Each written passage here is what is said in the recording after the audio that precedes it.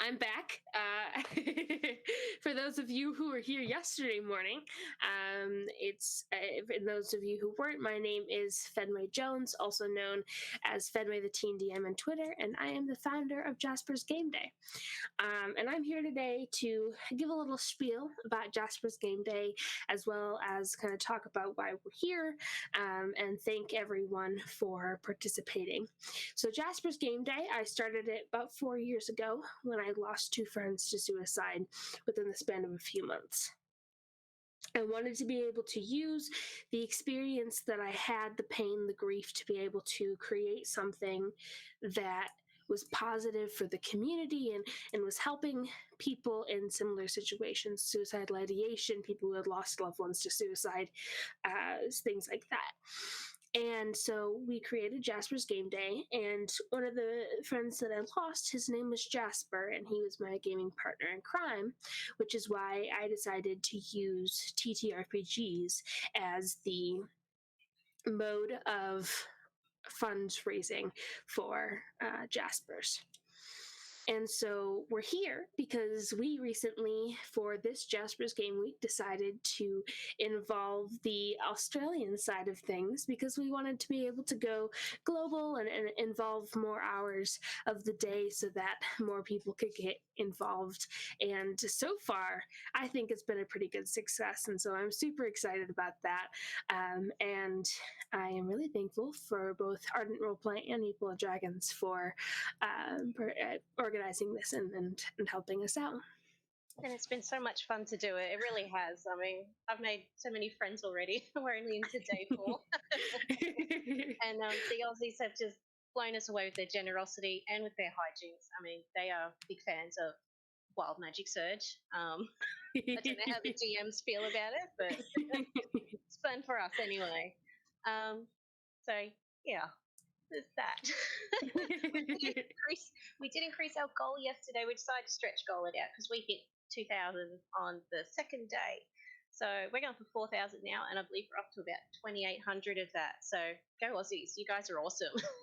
Hey, yes, thank you all so much. And the money from the this Australian stream will be going to, first to us, and then we will be donating it to Beyond Blue, which is a charity located in Australia. So you'll be able to know where the money is going to and what is being done with it. So make sure to check that out as well. Yeah. So I think it's almost game time. We might use this next lot. I believe this game's going to be absolute chaos, and I am here for that. So we have DM Sam Humphries from Awakened Fables joining us, and his players are Darcy Smith. You'll know him from Swords and Monsters. Laura Dromerick, I hope I said that correctly. I believe she's with Fear Initiative. Yes. George Goldfeather from Split the Party. Chris is back. I'm not surprised by that at all. Jay Gellerman, who is one of our auction winners, and Ashley the Bard is also playing today. It's very exciting. Yay! Yeah, super excited. A couple of those are from the U.S. side, and often players in the U.S. side of Jasper's Game Day. So it's super exciting to see them on the side too. And if any of our participants are watching today, you will all know Ashley most likely as Ashley the Sorting Hat. She has been that for you. Yes. Absolutely. Right, have fun, guys. We'll see you tomorrow. Yeah. Bye. Bye. Welcome, everyone, to the first, I believe, of the one-shots for the Jasper's Day week. I am Dungeon Master Sam, and today we have the people who have the let's say, pleasure of having to deal with an Australian DM. Now, most people will probably be assuming that means that we're going to be having a lot of giant spiders, but as I've been advised by many of my other players, I'm not allowed to use spiders at all, just from sheer overuse. So, everybody, would we like to introduce ourselves? Let's start with, on my screen, Martinius Bernard Foley. Well, yes, that's what I'll be playing today. Martinus Bernard Foley, but my name is Darcy Smith. I'm from the Swords and Monsters podcast. Check it out at your own peril. But today I'll be playing a bard down on his luck, a sad bard, a pale man with poorly applied black makeup smudged around his face. He's not the life of the party, but he does have some words to say that rhyme on occasion. Perfect. All right. Well, it's nice to always get a bard in here to mess with the DM's plans. That's All it. right. We'll go on to the controller of Rhea. Ash, please introduce. Hey guys, I am Ashley, or Ash Bard on the interwebs, and I will be playing Rhea, a 3-foot tall, bright, red-headed gnome druid, Circle of the Moon, and she is angry because she is only 3 feet tall, so she starts fights whenever she can to prove that she's much bigger. Perfect. I know how that feels as both a redhead and as somebody who's the shortest of all my brothers. All right. Jay, I'm probably going to say this character name incorrectly, but Chaki? Actually, Chaki is right on. So, hello, everyone. I am playing Chaki the Drunk, or the Drunken Pirate. He is a shifter monk of the Drunken Master. So he is... he's a human looking, but he likes to sip on the bottle a little bit to gain that power and dodge and run around and hit things and just basically be drunk. Perfect. Every party needs that vodka uncle. Mm-hmm. All right. George as Ma, or is that Matt? Ma. It is Ma Meldoom. And hey guys, I'm George Goldfeder. I'm from Split the Party, and I'm playing Ma Meldoom, and I am a blade singer wizard, Shadar Kai. Oh. One a little bit dark and mysterious. Well, so long as the black hair dye doesn't leak out into the water, we're good. Cannot confirm. Cannot guarantee. All right. We have Laura as Kiz. Yes. Hi, guys. I'm Laura. I'm playing Kiz. She is a lizard folk cleric wearing a leather dress. She has this necklace with all these trinkets that look like little kids made them, as well as 8 old tattered friendship bracelets on her arm. She's pretty big, strong, tough, but, she's got a little gleam in her eye. Aww. Excellent. And lastly, we have Chris, who's playing, it's either going to be Alibi or Alibi. I like the idea of Alibi, to be perfectly honest, because it wasn't me. So, hi, I'm apparently Chris. Today I will be playing a barbarian, because barbarians survived the last game I was in, so I'm going with that one as a piece. I'm also a sea creature, which we'll find out as we go through. At 5'8", very broad, very blue, and would have a blonde hairdo if it wasn't kind of bluish. He's armed to the teeth and appears to be a barbarian of the storm. Fair enough. That sounds like a very fun party that we're going with. All right. Well, in that case, we are now fully introduced. So like I said, guys, I'm Dungeon Master Sam, and I'm going to be the one who is going to be overseeing this very, very varied party. So, sorry?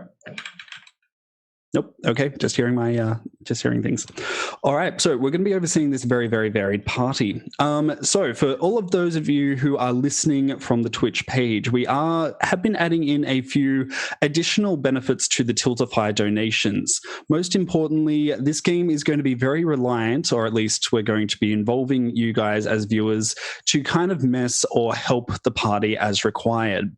There are special benefits and bonuses which can be purchased on behalf of the party members. So, for example, you can purchase the ability to upgrade a specific character's weapons, or alternatively, you can also downgrade them. Now, this particular benefit does go across most of the different aspects of the party's equipment. So you can upgrade and downgrade their actual armor. You can provide them with a special one-use item, I should say. And even more fun and importantly, you guys can also do the same for their various challenges and the dungeon itself. I'm not going to say that we're going to be hitting Tomb of Horror level of difficulty, but If I make my players suffer tonight and manage to catch them off guard, all the better. All right. So, ladies and gentlemen, are we all prepared? I'm ready. Absolutely. Chaos. Do it. Perfect. All right. Well, let's do our mandatory Star Wars-esque introduction, and off we go. So, the continent of Mordark holds many mysteries for the folk of Thoralden and Esteran. To try and take advantage of the multiple resources and riches of the continent, a transport ship has set sail on the Leeton Sea to resupply the port at Saltbreeze Bay in the nation of Atulwi.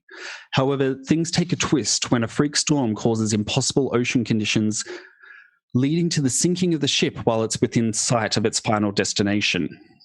So, that is going to be our little introduction, and let me jump into the proper introduction. Sorry, I was in the middle of an assignment when I wrote this, so that's why I have an introduction, then I have the main body, and then we're going to have a conclusion, and it's not going to be good. So, the transport ship is doubled as a passenger ship for those interested to get to the kingdom of Atulwi. You are the only adventurers on board, bar one other, a powerful spell sword warrior simply known as Roland, who has been keeping to himself for the majority of the voyage, only emerging to help deal with any threats the trip may encounter. As the weeks pass, your final destination is finally in sight on the horizon. The captain has barely finished her prediction that you'll be in port by sundown when the ship abruptly jolts. The sky above begins to cloud over, and the ship rocks back and forth as the waves begin to rear higher and higher. The lookout shouts an alarm. Something immense is in the water, bearing down on the ship with an incredible speed. The sailors barely have time to brace for the impact when the dark form abruptly moves under the ship. The ship moves forward at an incredible speed before listing to the left. An intense roaring sound catches your attention, and even as the dark form in the ocean heads towards an island not far away, you can see that the ship has been caught in the grips of an immense maelstrom. The ship bears down faster and faster until with a crunching noise you're thrown off the ship and into damp sand. You're standing in the middle of an immense whirlpool of water. The water forms a huge raging wall hundreds of feet down from the surface of the ocean. As the captain gathers her bearing, the storm clouds overhead clear up, revealing blue skies once more. The vortex persists, however. The ship is miraculously undamaged, but it won't be moving anywhere. All right, ladies and gentlemen, over to you. Does anyone have a towel? Let me find one for you. Learn Mage Hand, they said. Prestidigitation won't help. You always ask for a towel, but you never bring one. I know. I've got limited pockets. Maybe you need more pockets. And stop wearing this fancy getup. No, I will never stop. This is what they say is a come up, and I will continue to wear this for the rest of my life. Yeah, well, you look like a fool. Disagree. You look just lovely. Thank you. Thank you very much. Let me find you a towel somewhere. Oh, thank you. See if you could fetch one from the wreckage. I go around and I try, Kiz tries to find some towels for everyone. No worries. Or something to help them. All right. So the ship has only had minor damage, and as a result, you guys are fairly quickly able to access the various resources from within the ship. It looks like the captain at the current time is busy with taking stock on exactly what's happening, and in between that is just staring up at the massive walls of water that surrounds this maelstrom, plainly wondering exactly how she's going to get her ship up without actually sinking it.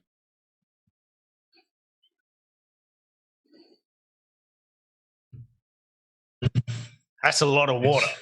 The Alibi just ignores this because this is the normal bickering that goes on in the party, and then goes to investigate the land around him. What can we see? We can see the walls of water. What are we stuck on? All right. Did you want to do an active roll or relying on passive perception? No, active roll, because passive perception is a terrible idea, and what can go wrong rolling dice? Seriously, let's give it a go. How about a survival roll? Ooh, you know what? I'll allow it. Let's go for survival. How about someone else do it? I come over. Do you find anything? Yeah, it's C. Look, water. I found water and a boat. All Alrighty. It looks like we have had 2 donations abruptly just pop up, guys. So give me 1 quick second. So, most importantly, it looks like we have had 2 wild magic surges, which I'm sure you guys absolutely love. So, a moment, and I will roll that up for us. So, let's see the severity to begin with. Okay, so it's going to be a 92, and then severity is 7. Ooh, that'll be interesting. Ooh. For those who are viewing at home, I'm using an alternative wild magic surge table. So if we have just rolled a 7, that actually puts us into a moderate consequence. So the first of our wild magic surges is going to be, for the next minute, no character is able to cast any spell. Okay. Oh no. I tried to cast Druidcraft. Why is this not working? Oh, that's embarrassing. Here, look. Oh, All right. Oh, is it embarrassing now? no, I meant for that. All right. So as you have a look around, you can hear a crackle of energy, and you feel that the magical ley lines of power around you seem to be abruptly shifting away from your location. Those of you who are a little bit more in tune with the arcane aspects, so let's say anybody with a passive arcana of 14 or higher, you will be able to see that the magical sources around you seem to be just reflecting away towards the island that you guys previously saw the giant shadowy creature head towards. All right, and now we have a second wild magic surge. This one is focused exclusively on George's character. Yep. All right, so it looks like we have a severity of 4, which puts it into still the moderate character, moderate school, luckily. Bring it on. While a 60 means that abruptly, oh God, I know how this is going to get flavored. You are now the center of a fog cloud spell, which also lasts for 1 minute. It wasn't me, obviously. Oh, woe is me. There's water and fools. Should we fetch another boat or something? No. Who said that? Yes. At this point, Alibi just draws his sword at this point. It's like, right, I'm going to fight something. I'm not sure if it's going to be us or someone else. Chucky! Get up. Yes. I'm not doing that again. What? Up! The mast! Oh, the mast. No, why am I going to the mast? Because you fall better than the rest of us. I just tend to break holes and stuff. Oh, yes. That's true. But can we go spinny again? That was fun. I want whatever he's on. I'm looking at George. He doesn't seem to have gone well for him. As he takes a quick sip, puts his flask away and gets a little jolty and starts climbing up the mast. All right, perfect. All right, so there is another snapping sensation, and you feel the magical ley lines around you resume their original pattern. The fog has also cleared up as it's being torn apart just from the air currents coming off of the maelstrom around you. Now, I have also been advised that we have 2 dance donations. Does that mean We dance. all of us dance? We all dance during Okay. a part where you have to narrate something and we're dancing for you. All right. Ready? Go! So you, it looks like Chucky is currently climbing that mast, which is up the middle of the ship. There is a crow's nest right at the top of which it looks like it has been undamaged and provides a nice stable platform for him to head up into and have a look around. And he sits up and he kind of brushes off and he clears his head and he just keeps a looking and looking around to see what he sees and right. yells down. So active perception or passive perception? Passive is 17, but I think we could try a active just for fun. Perfect. All right, and it also looks like we have a disadvantage stored away for George's next roll and an advantage for Chris's next roll. Well, it's a 17, so it seems right on track. Perfect. All right. So with the 17, the area that you've landed on seems to be off part of the continental plate of the islands surrounding you. Now, it looks like the geographical layout around you seems to be that this used to be one giant island, but something seems to have ravaged the area, and much of the island now lays underwater. However, you guys are currently stuck on what looks like a smaller sandbar, maybe about 400 feet below the surface of the ocean. You do have a variety of corals and seaweeds currently surrounding you, as well as a few poor fish who abruptly got caught in the lack of water everywhere. As you have a look around, you can't really see anything that is noteworthy aside from the ship, but you can see that there are a few islands nearby, which, if you guys are willing to jump into the maelstrom, you might be able to head towards. We jumping in that? So do you mean like go through the water to get to the islands? Like, are they through the water? Yep. Can we cast spells yet? Yes. Yes. Oh, well, you guys, I could always like part the water for us. That sounds like a great idea. I could part the water, Okay. or I could turn someone into like a fish. That could be helpful too. Also good. I mean, I prefer to stay dry rather than to grow gills, so part away. Right. I cast Destroy Water. Destroy water. All right. Give me a quick sec while I bring up the stats here. Destroy water. You're not doing anything by half measures, are you? Yeah. All right. Alibi stands there. May as well just go for it, she says. So you destroy water up to 10. Sorry, you destroy up to 10 gallons of water in an open container within range. So I will allow that. Sorry. Would it work? You're casting that at a basic level or at a highest level spell slot? How much water would I have to destroy in order to get us to somewhere, to get us to where we want to be going? Well, you are in the middle of the ocean, so anything that you destroy will almost immediately be replaced by, shockingly, the ocean. That one is going to depend. I'll open that up to the rest of the party. Is there anything that somebody else might be able to do to help Laura's plan to get you guys safely elsewhere? So LB just says, just wait a minute. You know, I'm a Triton. You know, the water is my natural home, so destroying bits of it's not going to work. So, do you have one of the water breathing spells that you usually have in your kit bag? Have a look in your clericy thing. Normally, you can let people breathe water. I can hold my breath, but let's see if I can help anybody else out. I'm guessing it's about 2 miles. So, where I'm happy to lose Martinus because poetry just blows my mind. Apparently, we have a dance break, guys. Oh. Let's dance this. Let's workshop this dance theory. So I think if you have a spell, or I don't know, Rhea, you've got something useful rather than just forcing me to attack someone, that would be quite handy. Breathe water, walk on water, on water. Well, big guy, I didn't pack that, but I can turn someone into I could turn someone into something. I could turn into something. Let me see what else. I can set some stuff on fire with lightning. I got tidal wave.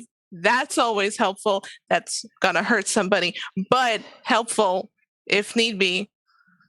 Well, how about if one of you destroys the water, then the other pushes a tidal wave in that direction? Perhaps it'll create a path for us to run. I can do an ice storm. That might help. We can freeze the water. I can also control the water and part the water. This is why your discussions are abruptly interrupted by the captain of the ship, who, having finished taking stock of what's going on, walks up with a fairly dark look on her face. Are you all thinking about going out in that? And she just indicates to the wave around you. Yeah, you want to come with?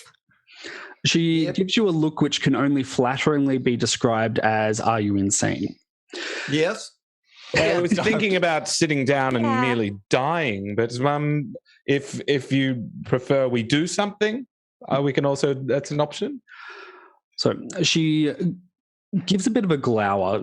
Pretty much up to this point, the entire voyage has not necessarily been the most pleasant, as she doesn't have the most robust or social personalities, but she does move away for a moment. You can just hear her muttering to herself about how she just isn't paid to have to deal with things like this, before she abruptly comes back with a small crate containing 6 bottles in it.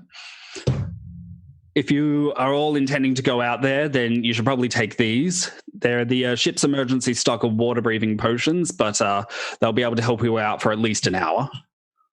Oh, you are the best. And I go Oh. to give her a kiss on the cheek. All right. Lovely, you're lovely. Thank you. She her eyes widen and she just looks completely horrified as you try and go in to make that kiss. And she attempts to dodge, but you're just a little bit too quick. So much like a toddler, she just begins to rub at her cheek and you can almost see her go, ugh. Yeah, Ma turns around and does like a jump for joy. I seen that. Nice. Yes, gives her knuckles. Looks like, Chris, you have another advantage as well, by the way. So 2 advantages, I think. Unless I'm... What to do with those? That's very confusing. Normally it's disadvantages in wild magic turning me into sheep. But press on. I don't need to actually live in the water, so I don't need to have one of these potions. So I'll take his. Yes. I'll try and grab it before he can. Can we scramble for it? Is that okay? Children, get them to make decks off. I'll do that. Decks off? Ooh. It looks like we are upping the ante for how to get through this ocean, guys. Somebody has just purchased the ability to alter the dungeon difficulty. So we're up to stage 2 for the first part of the ocean. Thank you so much for the donators. We should have jumped in the water quicker. Can we try and compete to grab the extra potion?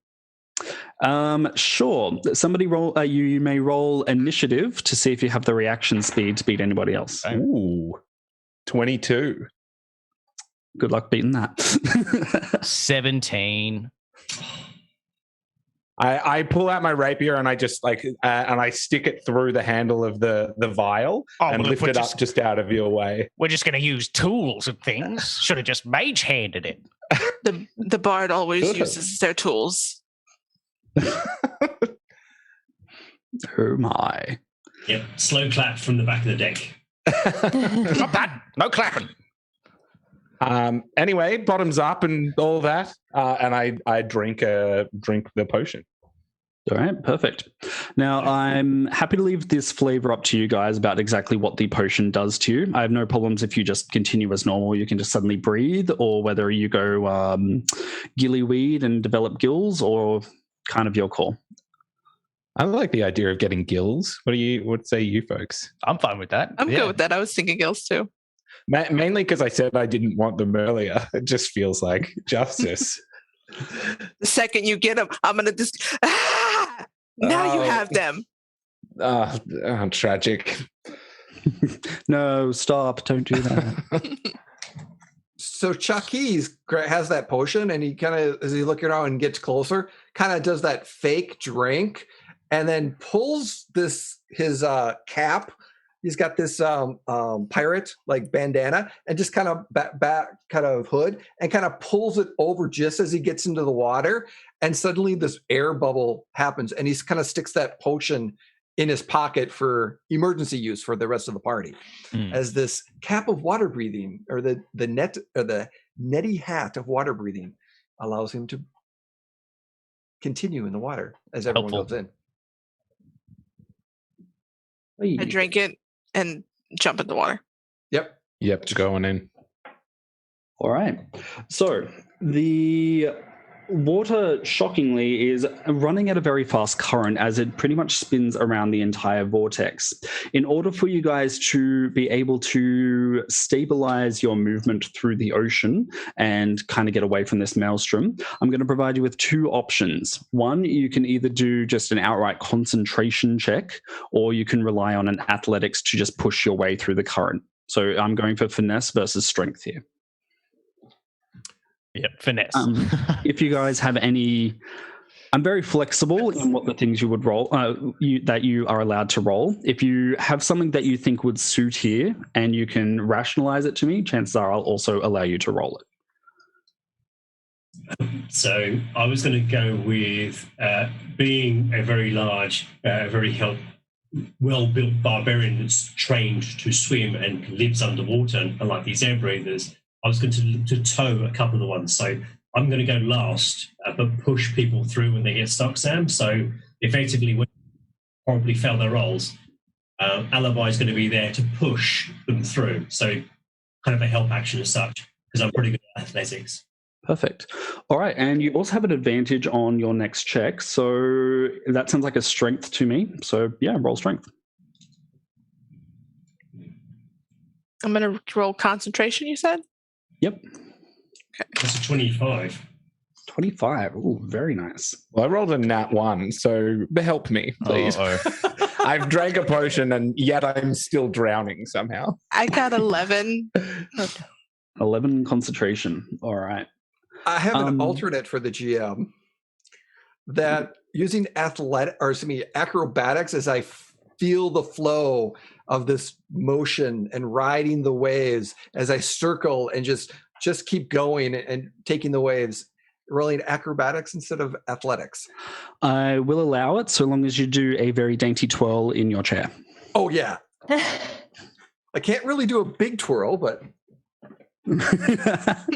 Good enough. All right, hit me with acrobatics. 22. 22. Oh, very nice. All right. George. And he's gleeing the entire time with this big smile of being tossed around, and he's just kind of loving it. A shark-like smile, even. Yes. George. Yeah, Ma, after drinking his potion, jumping in, really hardly considers whether he's just going to let them push him forwards, but he does a good concentration roll, gets 22, so he pushes on. All right. So because your viewers absolutely love you, you get to do that one at disadvantage. And I got a 4. 4. All right. Okay. So... Oh no, I have fallen. Save me. And no, really, save me, please, quick. Laura, you have one more roll that you have to roll as well, I think? Or did I miss that? Yes. Kiz is just going to use like brute force and try and push her way through. Fair enough. Kiz is not wearing heavy armor, I'm assuming? She's not. Excellent. And 18. 18, perfect. All right, so in that case, we have, it looks like 3 failures to contend with. Rhea and Ma, the two of you have unfortunately failed, and as a result, you are going to, I will open this up as well. So I believe Chucky and Chucky and Eliby, the two of you got above a 20, which means that you guys are going to be able to do this with enough finesse that you can actually help out your friends. So in this case, you can provide that help to Rhea and Ma if you'd like, but Martinus, on the other hand, got a nat 1, so we'll hold what's going to happen for him until you guys have sorted out what you're doing. So immediately you just see a kind of webbed hand grab Rhea, kind of sigh, and then just drag her through at this point in time. And then look, so I imagine we kind of stepped into the water. We see people going through, and then literally Martinus just goes, just caught in the wave and just disappears off somewhere. So just drag Rhea through in the first point and put her outside of the maelstrom walls themselves. Yep. While dodging the Martinus currently caught in the just like duck, watch him go past, guards. All right. Jay, how would you like to help out Ma? Or George, I should say. I'm on. Yep, I'm on mute. All right. So as this, I'm kind of floating around, and just as he's getting close, extend the arm out and grab him, and just kind of twirl him a little bit. Step on him and push off of him, and just do another circle, and just run lightly enough just to get him pushed in that route, and then just kind of do that swaying swing. I'm like, this is the way. This is the way. Thank you. And then when he doesn't, grab him again and do that, that spin around and throw him forward. Perfect. All right. So the last member of the crew is Martinus, who... So Darcy, what's going to happen here is your character is going to enter into the current and just completely lose his footing and just go whoosh, like we're talking, cartoon styles, flipping around this current with no particular way out. I'll open it up to the other members of the party to try and solve, but hit me up with the flavor from what I've told you about your circumstances. I'm probably just like just starfish, just like twirling up into the maelstrom. I did just get some boots of water walking, so perhaps that's complicated my ability to spin. I'm like, don't know how to move through water because I've got these new boots on. All right. Well, with boots of water walking, what that tends to do is actually rocket you upwards. Because you did get a nat 1, what I'm going to say is every time you try and stabilize yourself, these boots try and ensure that your feet are the first thing to go up. Right, so, yeah. That's going to be the big problem for you. All right, so the 5 of you are outside of the Maelstrom's pool now, and you're just watching Martinus, who is currently upside down and unable to do anything about it. It looks like he almost has a stationary, I suppose, immovable rod in his feet by how much which is evident by the fact that he just can't flip himself back up. Can anybody help him? I'm just saying we could just go. Just putting it out there. But he's... Do you see him? I do. How far away is Martinus from us? It's going to vary. Basically, whenever he comes close through the current, I'm just going to say within 10 feet, but otherwise the other side of the thing is probably like about 500 feet away. Okay, I go, all right, I got this. And then I stand there, and as soon as he gets close, I'm going to cast Polymorph on him and turn him into a giant shark. Uh-oh. All right. In that case, it is going to be a little bit of a difficulty to actually aim for this one. So if I can get a spell attack roll for this one. Absolutely. Do I have disadvantage for this? You do not, actually. Your last one has already been used. Quickly.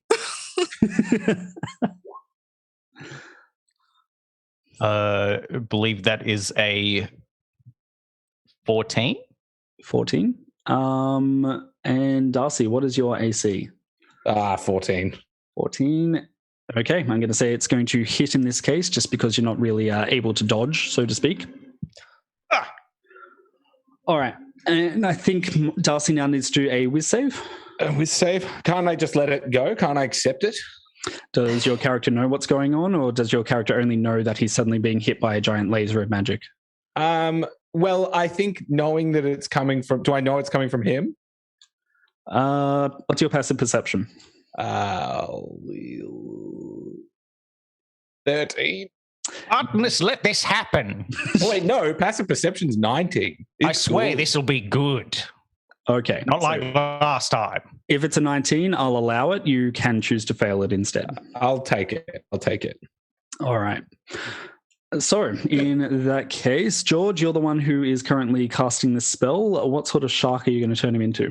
I kind of like grip his bones and pull them all apart, stretch his skin out and turn him into like a big fleshy giant shark. I'm like, effective, but ugly. I'm going to turn to George real quick. You do know that he's going to have the intelligence of a shark, so there's a good chance he's going to try to eat us. Yeah, but now we can ride him. Do I want to eat them, Sam? Let me roll me a whiz save. Okay. With the stat block of a shark? The stat block of a shark? Well, I mean, yeah. You would have zero wisdom on it as a giant shark. Plus 0. Yeah. Oh, okay. Yeah, it's 16. DM, if it helps any, I can actually speak to aquatic creatures, and having seen elegance, I mean, usually it's cows underwater, but it's a shark, so it's at least vaguely useful. Reach out telepathically and say, be calm, we're not dinner, you're here to help us. Not dinner. Not dinner. And John the Dragon has made the suggestion that you are going to be a giant hammerhead shark. Good. Yeah, at the last minute, I just kind of like grab his head and squeeze it, and it turns elongated into a hammerhead. Like, yeah, gross. Don't eat the flesh bag on your back. Not eat the flesh bag. Okay, I'm going to swim. I'm going to try and swim to where we're headed. All right, but before you do, apparently from the overabundance of magic in the area, it looks like Mars Magic has also initiated a wild magic surge. That is another moderate one, and that is an 89 on this table. So, George, your character gains the ability to speak one language of your choice for one day. Shark! Choose shark language! What's the least useful language? I just start speaking Dwarvish. Amazing. Underwater Dwarvish. I was like, blah, blah, blah, salted pork. Alrighty. So in that case, you guys are now out of the maelstrom, and between you and the large island that you have seen is a fairly large stretch of water. You've spent about 10 minutes trying to get Martinus out of this giant maelstrom, and as a result, you only have about 50 minutes left on your water breathing, those of you who consume the potion. Now, to get to the other island, it's going to take a little bit of time, but even as you are about to set out, you can feel a immense pull in the ocean currents. It feels like a torrential amount of water is actually being pulled towards one of the specific islands around here. Would I be able to turn into a whale and just try to kind of shapeshift, of course, and try to help, like, grab a hold of my fins, y'all. We're going. We got Mars on Darcy. This is one of those D&D things that you can't say in real life at 5e and statements. Ray's just become a whale. I can swim really fast. I can swim as fast as a whale. So I get point kids towards Raya and then Chucky on the back of the hammerhead shark, and that should move us really quickly. How's that? Sounds good to me. I'll try not to eat anyone. Sounds good. Yeah, I literally keep telling you, not food, not food, not food, not food. Think of issues, think of issues, think of issues. Not food. We are not food. Yeah, the hair dye tastes awful. The hair dye tastes awful. Don't eat. Every now and then I'm like, food? Oh, not food. Right, Not sorry. We not food. I'm very scaly. You wouldn't like it. Yeah, and then we use that DM to really kind of just bang away towards, where would you like to go to? Certain death or, a pub? Let's try to get to those islands. Certain death it is. Let's do it. Yeah. All right. Well, the easiest method to head towards certain death is apparently through this giant ocean current, which has just opened up. So, Rhea and Martinus, can I please get a athletics check from you guys just to ensure that you know how to fish? I don't know what the strength modifier of a shark is. It is +6 for the giant shark. Great. So that makes my roll of 6 a 12. I can use, is it athletics? Yeah, we can go for athletics. Okay. Athletics or aerobics, I wasn't sure. So that's a dirty 20. Dirty 20. Okay. So without much of a problem, apparently, our two aquatic creatures begin to place themselves into the water current and are able to begin speeding along. Now, it doesn't take long before abruptly a small collection of sharks. What is the collective term for shark? I was going to say pod, but I feel like that's not right. Certain Google it. A certain death of sharks. I don't know. What? Feeding frenzy of. I'm a What, killer frenzy? whale.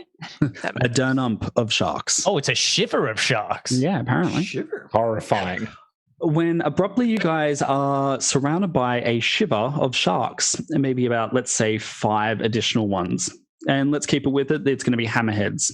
Now, all of the sharks begin to linger around Martinus, but it doesn't look like they are actually going to be inclined to attack him. However, the whale that is making up of Rhea, many of them begin to fall into, I suppose, chase position in order to try and hunt her down.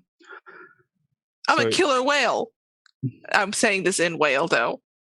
So again, I will try to communicate to the sharks that this is not a meal they would enjoy unless they like becoming the meal. And I say, go away in Dwarvish.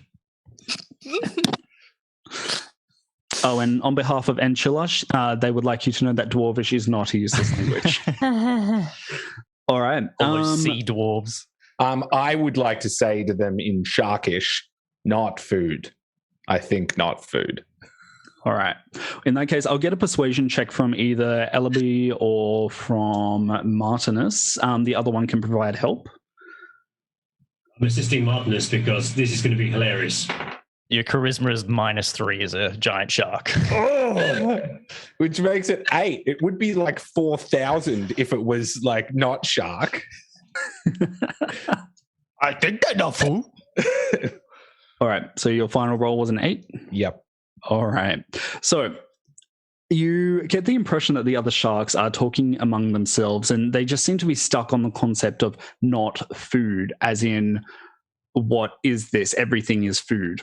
Now, they seem to just, in that case, outright begin to ignore you and begin to head in and close in on Rhea and her passenger. So, Rhea, you are going to have one action to try and preserve yourself. Otherwise, you guys are going to be entering into battle with a shiver of hammerhead sharks. Can I dash and try to get away from it? Ooh, good question. What is your movement speed? 60. 60. Oh, okay. So I'm relying on the giant shark stat block here for the hammerheads. They can only move about 50 feet. So that's 50 feet and 100 feet when they dash. I will allow it, and you begin to pick up speed and just zoom your way through. Now, Yelling, leave me alone! the sharks behind you likewise begin to pick up speed, but you are going to slowly leave them behind. But Darcy, how would you like to try and help out here? You currently have Rhea, who is fleeing from the others, but there's probably a good chance that they might turn on you if they can't get to her. I'm gonna follow suit and just I guess is there end in sight? Where are we headed? Like, is there somewhere that we're trying to get to that is within sight? So currently the ocean current is pulling you towards the island that the dark creature went towards. Yep. So that's where we're headed. I'm just going to follow suit and just, I don't know, blend in. I'm a shark. I'm like trying to do critical thinking, and then I'm like, Yeah, not food. You're a flesh-colored hammerhead shark with a little man on top of you wearing a pirate outfit. Like, I think I'm just headed to where we're headed. That's all I know. I think there's I've got like a -5 int mod. My int is literally 1. I'm an idiot. I'm a shark. They've not yet realized that I'm not one of them. Kiz is going to see what's happening, and she's going to cast Guardian of Faith out in front of Martinus and Rhea. Okay. All right. So in that case, Rhea, you are very quickly going to swim by the Guardian of Faith. However, the other sharks are heading straight towards it. It looks like one of them is intentionally going to try and eat the Guardian of Faith, as it is showing up very shiny to them. Let's see whether they are successful. That would be my instinct. Nom, nom, nom, nom. All right, it just got a 27 to hit the Guardian of Faith, dealing 22 piercing damage. Guardian of Faith are invulnerable, or am I thinking something else? It goes away. It lasts for 8 hours and hangs out with us. And it has 60. It can take 60 damage. Yep.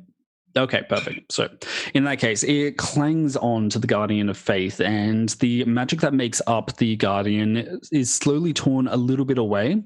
About 2/3 of its HP now remain.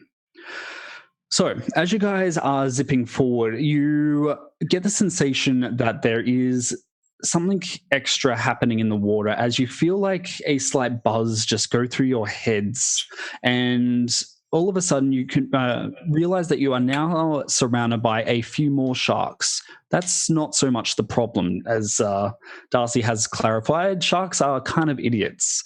The biggest problem here is that it looks like they are currently being ridden by some Sahagin. Uh-oh. Hey, same ride! All right. So the Sahagin apparently is not impressed by the joke and instead levels a spear towards Ma. Oh, nice spear.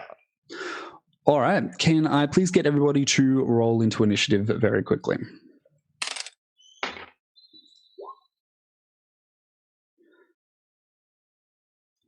Where's my pen? There it is. That's a whole 7. I got 7 as well. 18. Oh, 20. 22.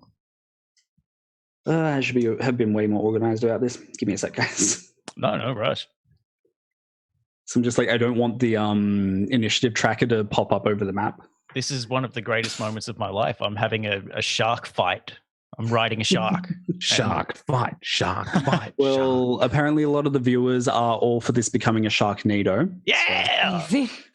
Solid. Does anybody have some sort of like cylindrical whirlwind type effect? I was having a look. I've got control water. I could do that. Yeah, same. For 5 meters. It's a Both cast Sharknado. control water and just Tidal wave, but just like in a circle. That could also work. All right. So, sorry, Laura, what was the initiative? 18. And Ash? 7. 7. Darcy? 7. Which of the two of you has the higher dex? I've got 0 mod, so. I'm using my stat blocks, so +2. +2. All right. Rhea wins. Ellaby? That would be an 18, thank you. 18. Chalky? He is at 20. And Ma? 22. 22. All right. Give me a sec. So just to be clear too, so we've got Laura's riding Rhea. George, you're riding Martin. Yep. If I also ride, then I'm riding with Rhea too, or am I also holding onto the shark? Who's doubled up? Aren't you riding Chris as the third aquatic creature? No, not like that. But like, No one rides the barbarian. I stuck him on the back of you. I'm just sure. Yeah, I mean, I'm a giant shark apparently, so Yeah. I can take several. You can take multiple. I'm an amphibian. I'm a huge creature. Apparently we Right, have you're- another pairing as well. Laura and Chris, which of the two of you has the higher dex? I'm just +1. Yeah, I'm just +1. I'm a 12. Clerics first. Clerics first. All right. Healer first. It's only fair. All right. So in that case, we are going to begin with Ma having the highest level of initiative. All right. So currently there are about 5 sharks, 5 unridden sharks around you, 2 sharks which have a passenger, and on those 2 sharks there are 2 Sahagin Blade Masters. Since we are going to be doing this as theater of the mind, let's just assume that everything is within the same, is within targeting range. Okay. I have to ask you, do you guys intend to attack us? Is that what your spear is? Yeah, you look very aggressive. I'm just going to go for this. And how many of them would I be able to hit with a 30-foot cube? Oh, good question. Let us determine by the dice. Because I'm thinking of casting hypnotic pattern if I can hit a few of them.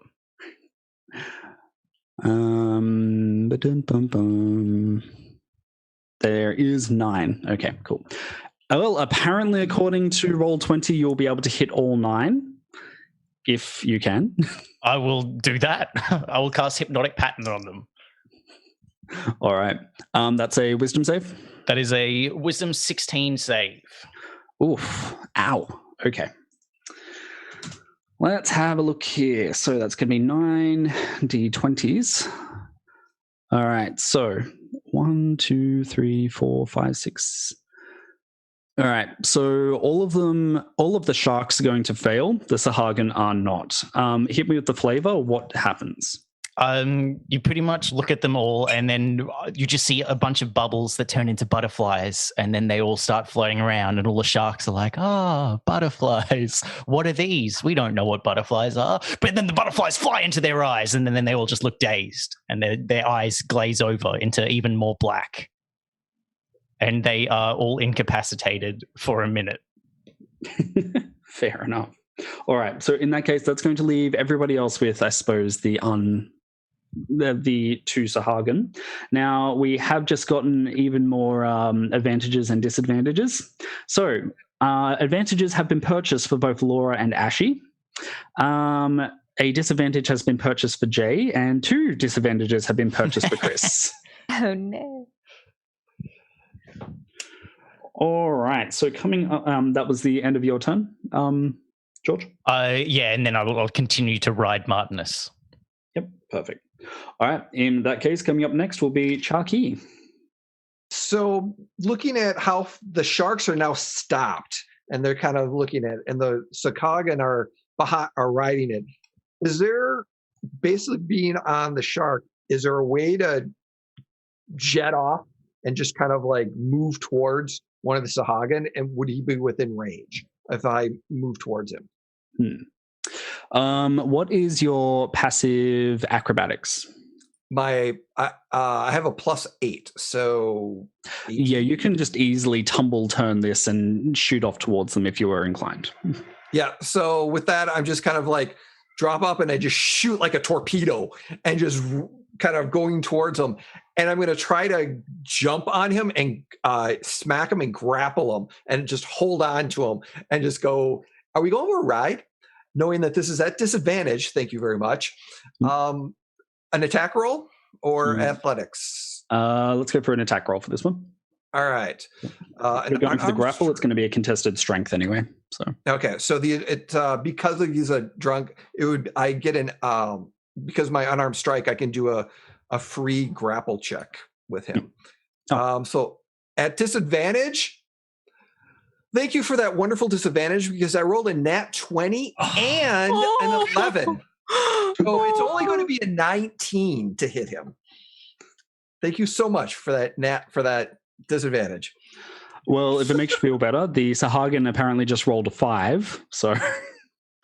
So as I hit him, I can actually, because I'm drunk, I can do a free grapple, and at which point that's where I grapple onto him using the athletics.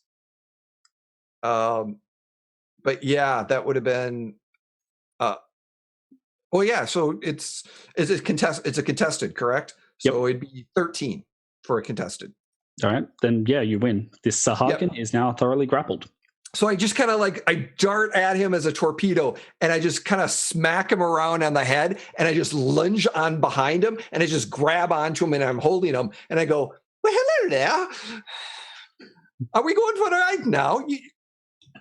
All right. Well, your very unpredictable actions apparently seem to have just outright bewildered the Sahagin, and he doesn't really provide much of a reaction while he just mentally has to restart the brain to figure out what's going on here. All right, is that the end of your turn? Yes. All right. Yeah, that movement. I'm not going to use bonus, so yeah, that's all I'm going to do. And Doug and TX says elbow drop the shark. Laura, it is now Kiz's turn. Awesome. So I'm going to go for one of the Sahagin and cast Sacred Flame at them. All right.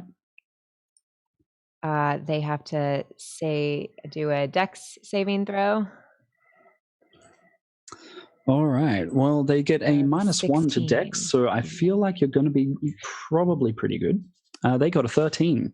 Yeah, they take 3d8 damage. Were these guys definitely coming for us, by the way? Or are we just like attacking some innocent sea folk? No, I asked. It seemed like they were He aggressive. did ask, Yeah, okay. It asked. They didn't get time to respond. Yeah. They never do. That's 12 damage. Right. And also, I was reading about my guardian. So if a hostile creature goes within 10 feet of the guardian, they have to make a dex save or take 20 radiant damage. Oof. All right. Give me a quick second. I will roll that again. Sorry, that was a dex save? Dex save, yes. Been DMing for 6 years. You think I would have memorized this all by now? Too much to remember. It's a lot. I know. Yeah. Way too much. Well, apparently my prediction before we even started the session is correct. The dice all want all of my encounters to die immediately. They got a 7. Yeah, not gonna make it. We're just a wrecking crew. You came in. Wait, what's the equivalent to an underwater? No. We came in like a cannonball. There we go. Yeah. Like a cannonball. Same syllables. You guys are good.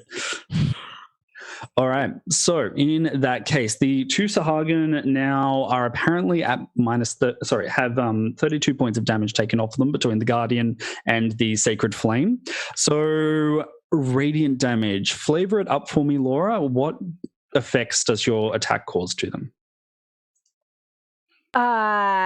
Just like fire, just radiant damage everywhere, and my guardian is really bright and has the symbol of a sun and a sword.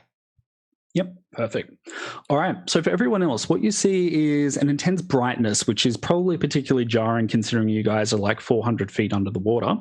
So as a result, you are all going to be able to shield your eyes just in time for the bright flash of light, but the Sahagin, it looks like they have been just given the equivalent of a sunburn, as their pale skin is now a pinkish color.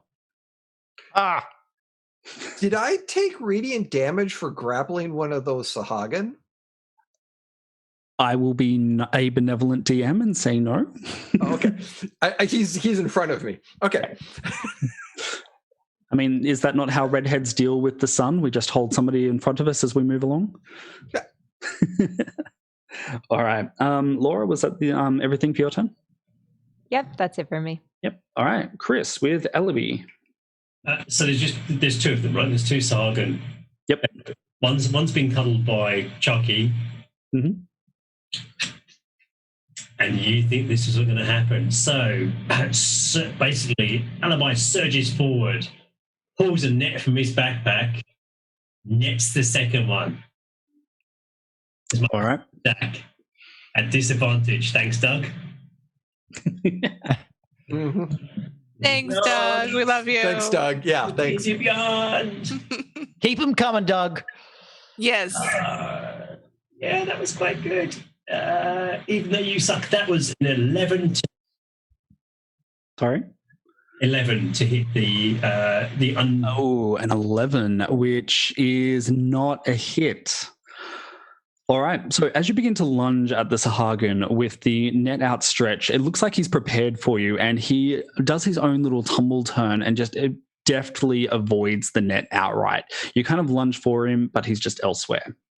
So, deeply disappointed, I just try and cut him in half with the greatsword.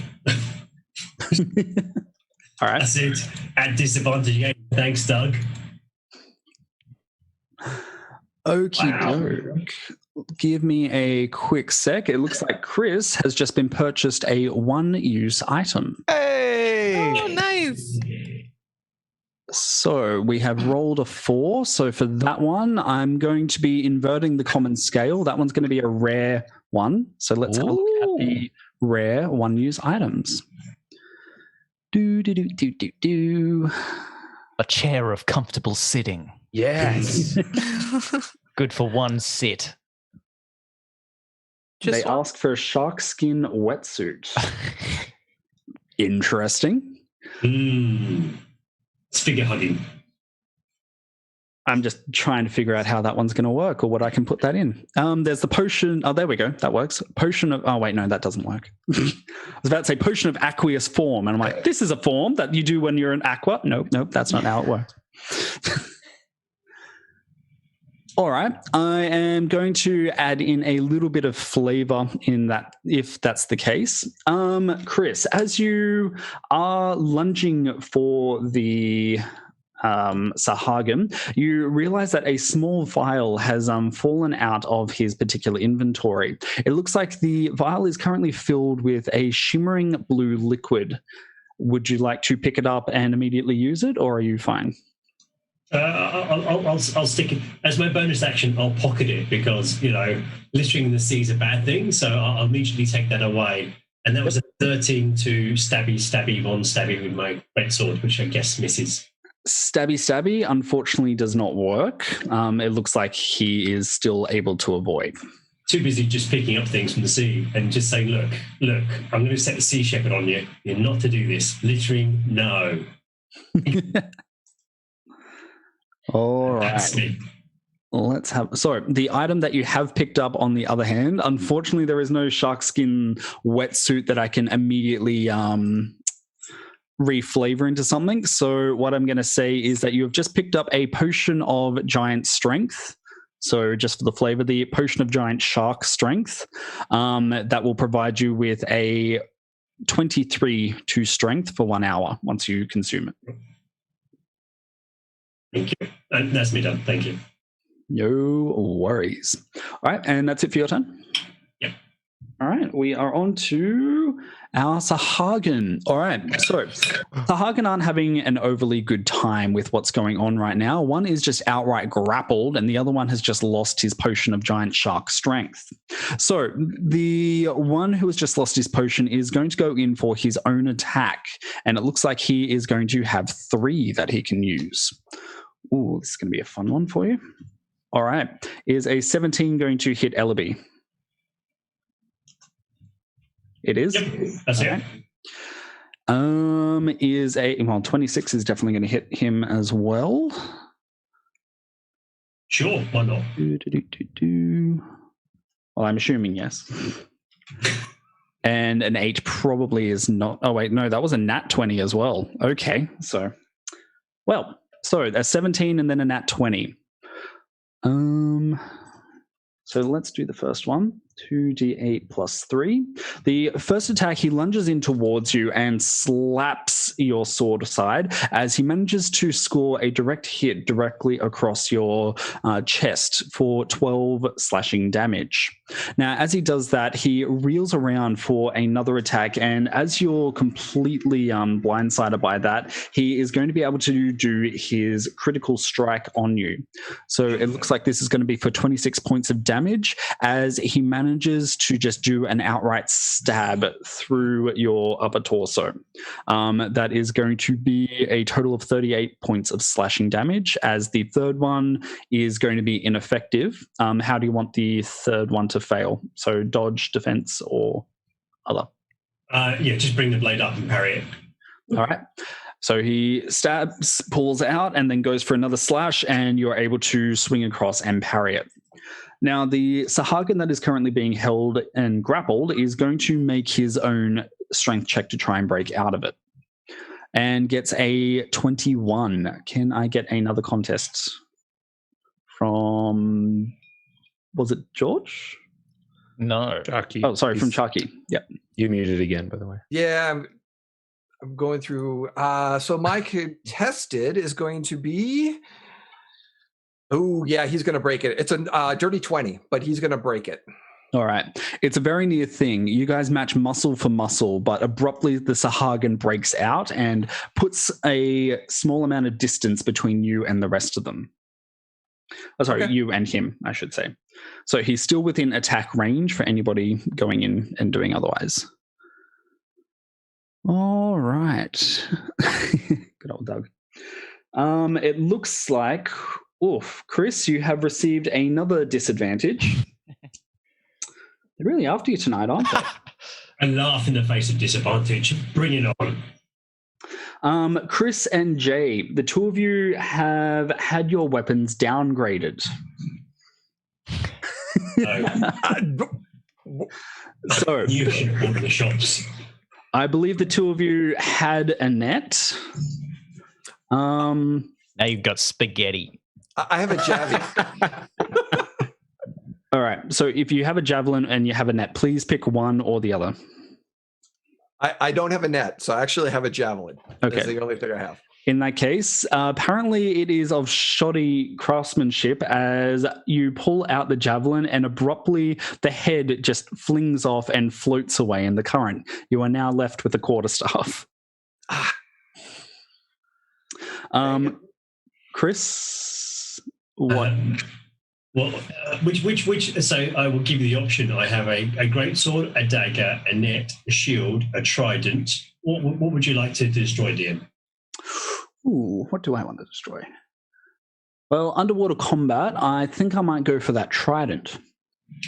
So I imagine we bought at Chucky. We went to this discount store to buy weapons, and they kind of just the rivet wasn't in it and just kind of floats away. It's like one of those plastic ones you get in the kids' playgrounds. Well, Promethean did provide me with a hilarious little idea. So you did go to that bargain store, which apparently was right next door to a joke store. As you pull out the trident, apparently the minor illusion on it fails, and you're left holding a single fork, or a dingle hopper, as we have been provided.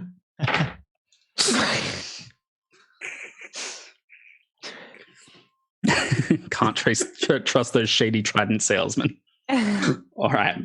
That is it for the Sahagin turn. Ash with Rhea. Okay. Do I see any of the any more of the pesky Sahagin? So you have the one which managed to get away from Charky. The two of them are probably staring daggers at each other right now, but just for ease of access, let's say that Sahagin is currently with its back face towards you. Okay, I'm gonna bite him. All right. And that is a 17 plus 6, so 23. That is definitely a hit. Okay, I'm going to bite him with my killer, whale, jaws. And that is 10, 12, 14 plus 4. So 18 points of damage. 18? Yeah, and it's magical because I'm in wild shape. Nice. All right. Is there any flavor that you would like to provide? Can I bite a toe off? Go for it. I mean, you're a killer whale going for a single toe. You're very, very, very accurate. I mean business. I'm not joking. Trying to be nice and be like, hey, go away. So I'm going to bite a toe off or a foot. Whatever fits in my mouth. Noted. So the Sahagin immediately wheels around, and as he realizes he's pretty much standing before a killer whale without any particular mount of his own, you can see just kind of a processing of, this is not a good idea. Just go through his head. All right. Anything else for your turn? I just give him killer death whale eyes, and that's it. Perfect. All right, and on to Darcy with Martinus as a giant shark. I looked at Ellaby and I'm like confused, and I'm like, is this food? Like gesturing to the others. Fish food. All right, and like, okay. And then I'm going to go and bite the same one that the Rhea went for. No worries. That one's damaged, right? Yep. Cool. So I get advantage because I got some like bloodlust going on, and I needed it. It's +9, it's 17. to hit. 17. Because you are a giant shark, you also get advantage on melee attack rolls against a creature that doesn't have all of its hit points. What Yeah, frenzy? I did that already. Oh, and it's still a 17. Yeah, it's only 17. Oh, that I rolled a one 3 and an 8. does not pass. Oh. Still figuring it out. Haven't been a fish before. Just imagining from like Sword in the Stone, the Disney one, you're just like flapping a fin and then rolling over, flapping the other one. Yeah. All right. So you try and shoot for the Sahagin, but you overshoot it and the current kind of bustles you along a little bit. Mm-hmm. All right. Is that it for your turn? That's it. All right. So end of the round with the other sharks thoroughly debilitated by what Ma has done. The ocean current pretty much just picks them up and yeets them along the current. They are swept out of combat and well and truly away, with only the two Sahagin now left and probably seriously reconsidering the life choices that led them here. All right. Round 2 begins with Ma. I've just seen a giant shark and a killer whale attack this Sahagin, and I'm like, damn nature, you scary. And I say, I will give you one last chance to surrender to this Sahagin as I'm slowly stabbing my rapier through his heart. And I'm going to cast Booming Blade. Fair enough. Well, the Sahagin speaks Sahagin, and apparently you're speaking Dwarvish right now. Yep, I said it in Dwarvish. All right, so he has no idea. He just gives you a what look as apparently you stab at him. He said he'll never give up.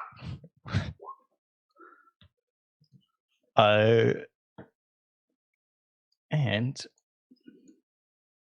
that would be a just a 14 to hit.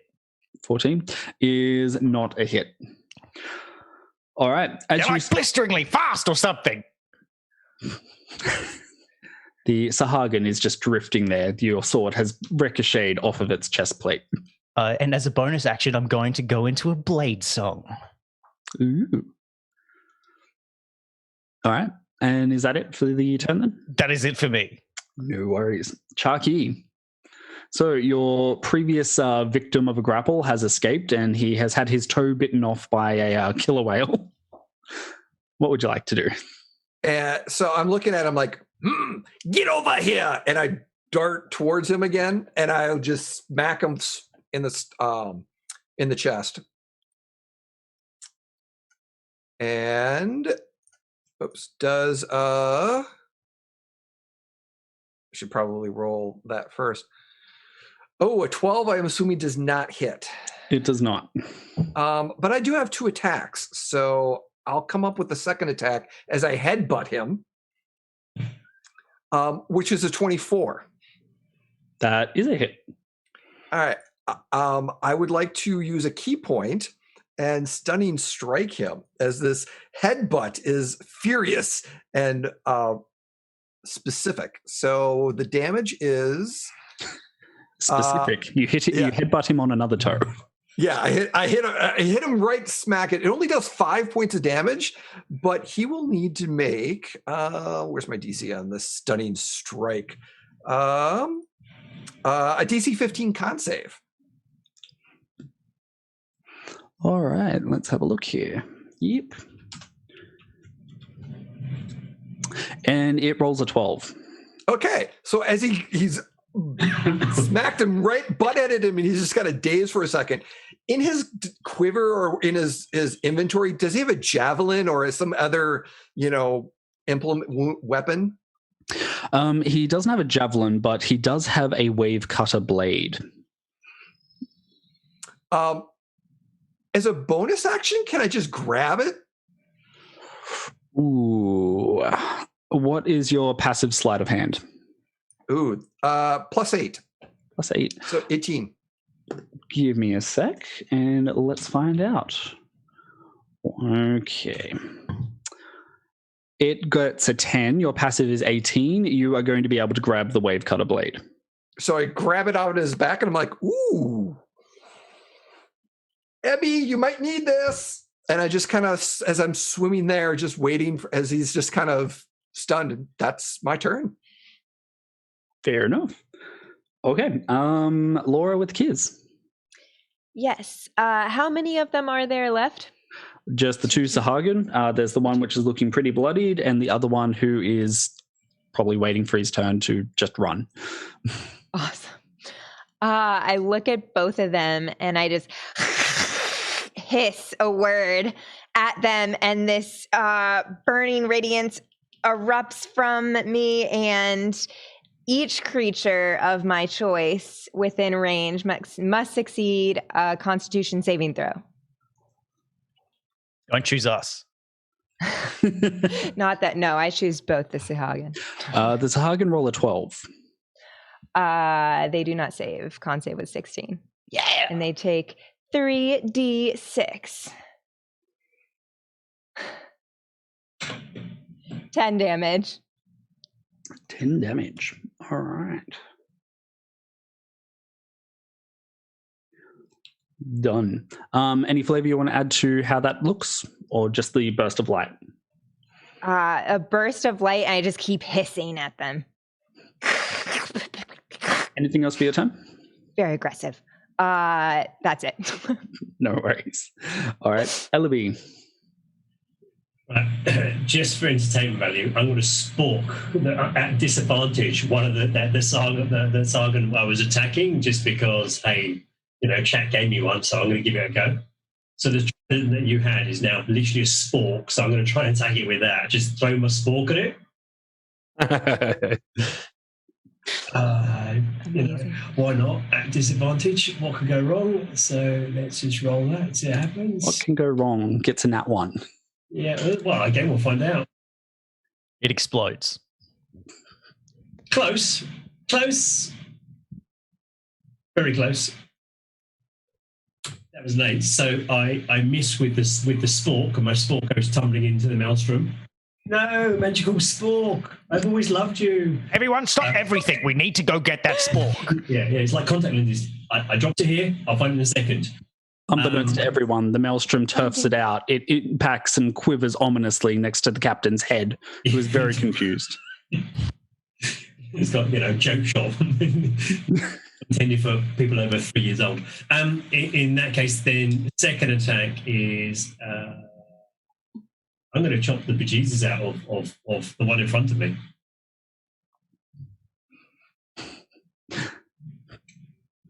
Doug says shark fight with a spork. Now this is some good D&D. And that young man is a natural 20. Oh, nice. All right. So as I mentioned before the session started, my nat 20s tend to be a little bit more, let's say, overpowered compared to other ones.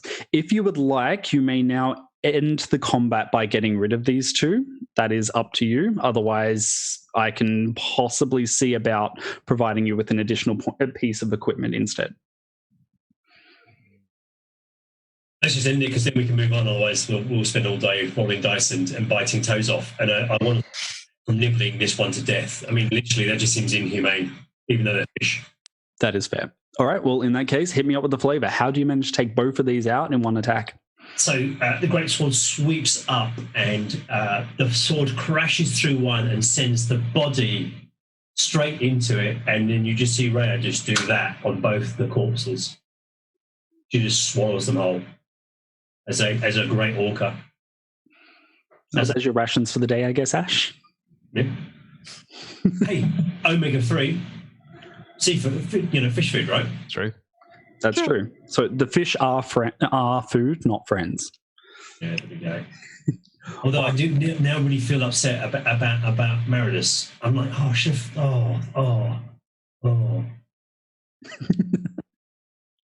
Perfect. All right, so we'll drop out of combat if that's the case. You guys, as you have a look around, you realize that the ocean current in the past 10 seconds has been sweeping you up and around the nearby island. You can no longer see the sharks which had previously been threatening you.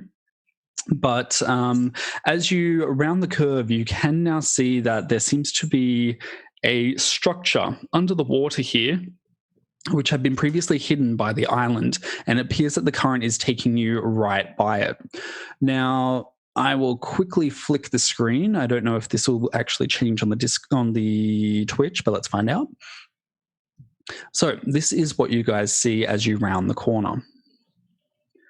So it appears to be an ancient aquatic temple, and you guys can see that it seems to be largely square in shape, but there are a multitude of exits and entrances. At the moment, you can't actually see that there are any there aren't any beings coming in and out of there, but you do get the sense of dread coming from this entire area. However, like I said, the current appears to be drawing you directly towards it. As you get closer, abruptly the current just dies off. You can see that there seems to be the hammerhead sharks nearby, which are quickly regaining their consciousness from the... Oh, okay. Yep. Just a sec, guys. Let's see if I can do this. And we'll see if we can bring that up for the stream for everyone. So, yes, the current abruptly cuts off, and you guys are deposited about 500 feet away from this particular temple. You are able to see that the hammerhead sharks nearby seem to be regaining control of their senses, but as opposed to re-engaging in combat, it looks like they just flee away and try and find a little bit of an easier target to actually hit instead. All right. What would you guys like to do? Well, I don't know about you guys, but I love exploring underwater temples. This seems like fun and like nothing could possibly go wrong. I translate. I force a sharky smile. Yeah. Yeah. Marinus wants to eat you, Ma. I'm trying to talk him down. Oh, let him try. It's the trim in your robe. And then the kids realise that it was probably a bad thing to say, and then kind of. I was very upset about my trident. I'm sorry, kids. It's look. You got the sword. It's a okay. bony kind of sword. You want this one? Oh. Thanks, Jack. Awesome. I picked it off that fish guy. He wasn't using it, so I figured you with my javelin and your we bought it wrong. So I don't know. Yes, combat sporks. I know. To the temple then. Do we have anybody that stealths that isn't a giant shark?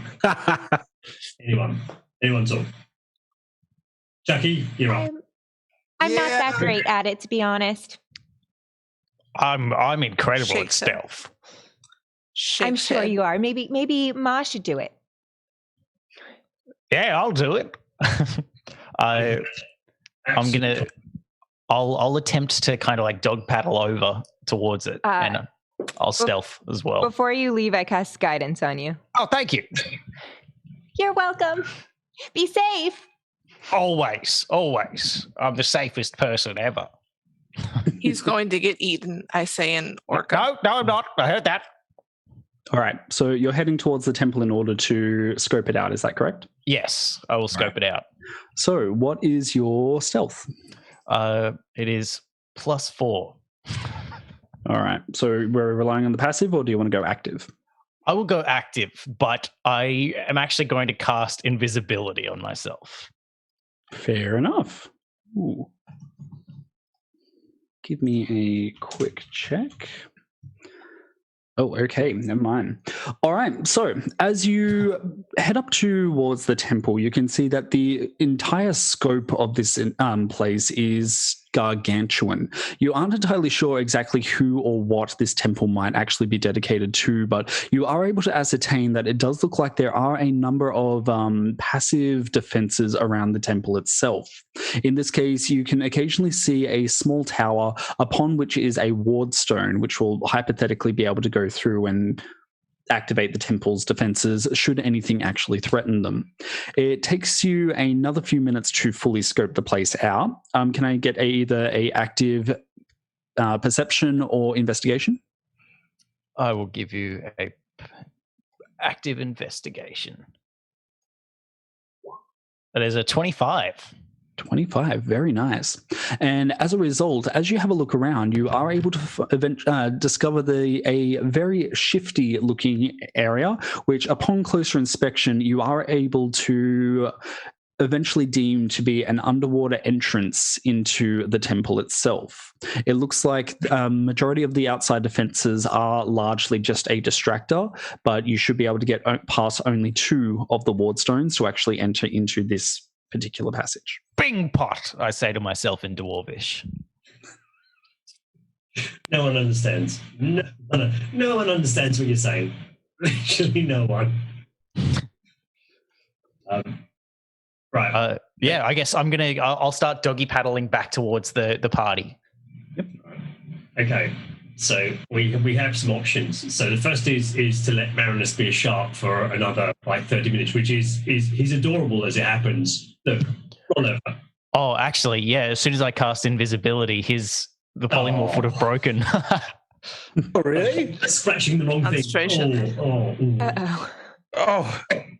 Oh, thank God. You probably want to get off. You probably want to get off him, Chucky.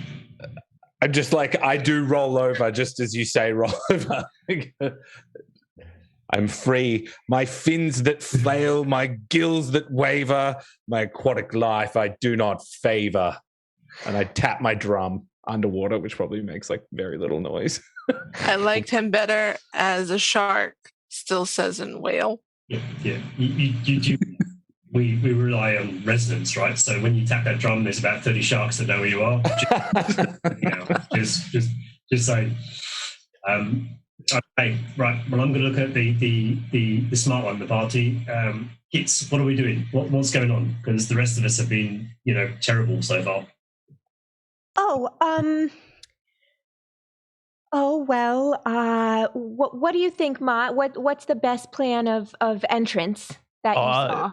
Can I, once I get back, can I try and quickly sleight of hand Kiz's relic or holy symbol? Ooh. Laura, what is Kiz's passive perception? 18. 18. And if you would like to do an active roll to try and sleight of hand, you may do so. Can I do so 18? With advantage because I'm invisible? I will allow it. Yes, 23. I steal it and then I become visible and I'm like, Kiz, actually you dropped this in the battle. Hello. Remember this and make sure you heal me first because I returned this to you. I did. Thank you. You're such a sweetheart. Yes. Oh, thank you. No, I could never let you go without it. That would be awful. Of course. Oh, you remind me of my youngest son. Oh, thank you. I'm very young. I found it. I found the entrance, everyone. There's lots of defenses and things, but don't worry about them. I'm pretty sure they definitely will not activate as we get close, so we're very safe. Onwards, is it dry in there? I do not know. I'm going to make an educated guess and say yes. Shall we swim in that direction? Yeah, follow me. I'll take you to the entrance. As I doggy paddle again. All right. Grab a fin. So, in contrast to Mars' claims, as you guys get closer to the temple and the hidden entrance that he has been able to find, you can see 2 towers with the ward stones on top, which abruptly begin to activate the closer you get. It's fake. Can I try and do I have any ability to analyze? Do I know what these are and what they're doing? If you want to roll Arcana, or if you have Detect Magic. I'll roll Arcana. Oh, God, what's happening to me? 7. 7. I'm a bard. I'm not meant to get a 7. No, that's for if you're an eloquent bard. Yeah. All right. You analyze the various magical symbols glyphs that you can actually see from here, and the only one that really sticks out to you is the symbol for light. It looks like these are simply search or spotlights to your knowledge. Okay. Don't worry, everybody. They're merely lights to guide our path to dryness, I'm sure. All right. So, who is first in the line? I guess I'll go first because I've been leading people towards the entrance. So I'll be behind with whoever's on my fins. As you Yeah, I'll begin be to head next towards to the it. entrance in that case, a magical beam shoots out of the leading ward stone. Can I please get a dexterity save from, let's say, both Ma and Rhea? Sure. Yes, you can.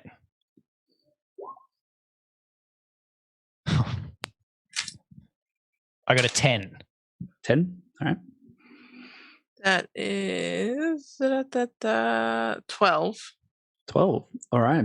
Yeah. So the two of you are impacted by these beams, and you guys get maybe a reaction of about 2 seconds before the two of you shoot towards the surface of the ocean at phenomenal speeds as a water walking spell is applied to the two of you. Can I use my advantage? Yes, you may.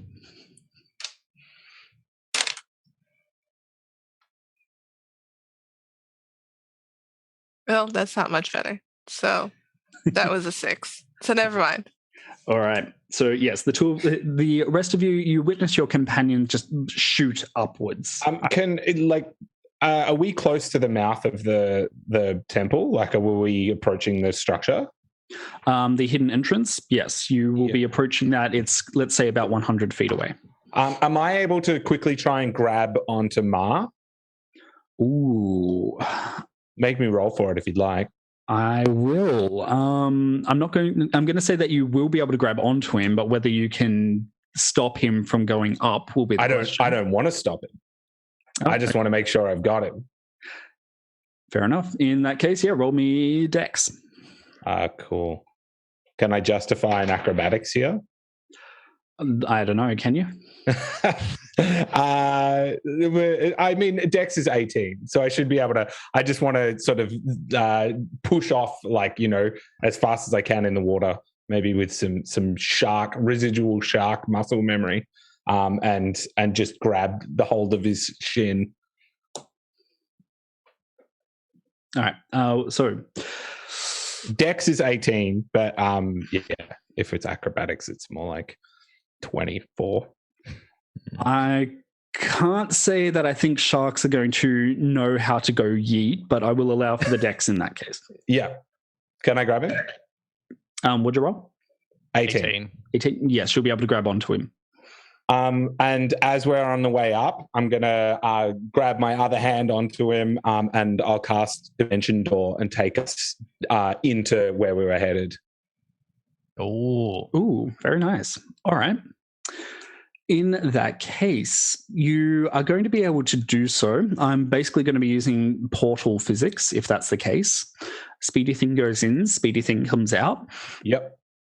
The two of you shoot up and into this dimension door and abruptly are shot out out onto a stone wall. Give me one quick sec.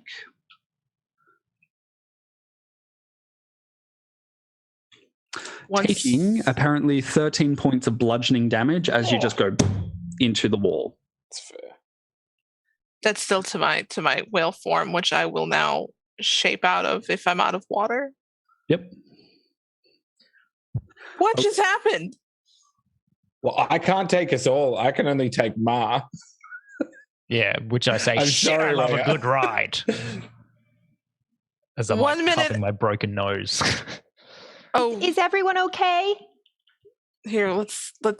It's your nose is doing this way when it's supposed to be over here. Okay, here, let me fix that, and I'll cast Cure Wounds. So I'm assuming that there's just a crunching noise as your nose abruptly realigns. That's max health actually. So that's 8 plus 9. Oh, I'm back to full. Thank you. Nice. Take that. Just to clarify, who got sent up, and then and where are we now? Because two of us got sent up. I could only grab one with Dimension Door. So I shot us hopefully into the mouth of the opening of the temple that we were headed. But so what's the situation? So what I was going by is that the two of you have emerged now into the mouth of the temple. You're well and truly past the ward area of the ward stones. Rhea managed to slip in by virtue of also being speedy. Chucky, Ellaby, and Kiz, I don't think you guys were still attached to Rhea, and it was just the three of you who are kind of left outside the ward area about 100 feet away. Sweet. How far, like, there's ground. There is the sediment of the land or the bottom of the ocean is kind of sandy, or is there, can I just swim down and just do that astronaut run and jump?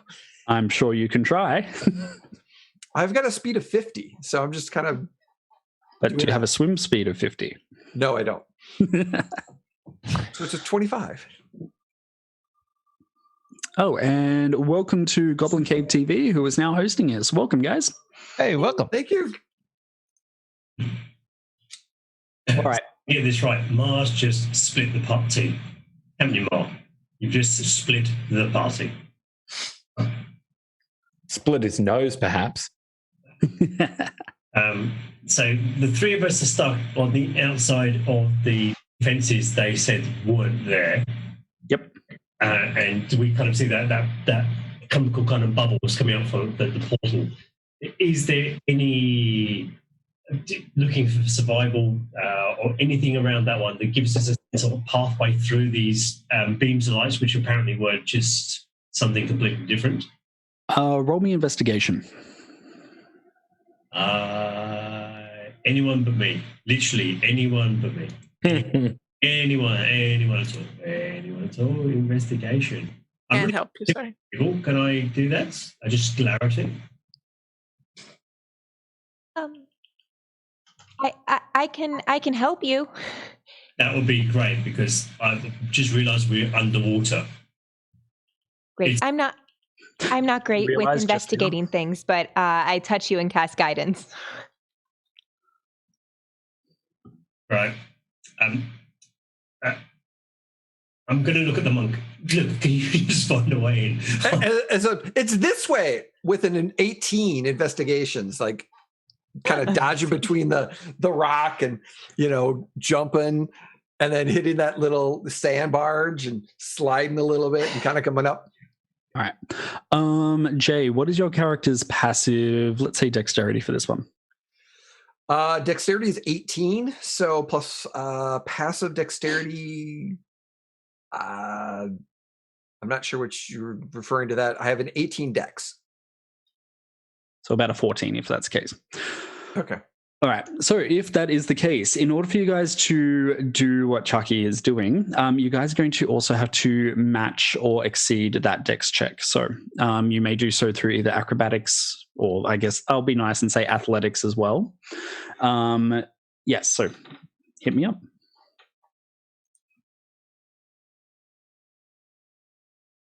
Do we need to do it or are we past this? Oh, you guys are past it.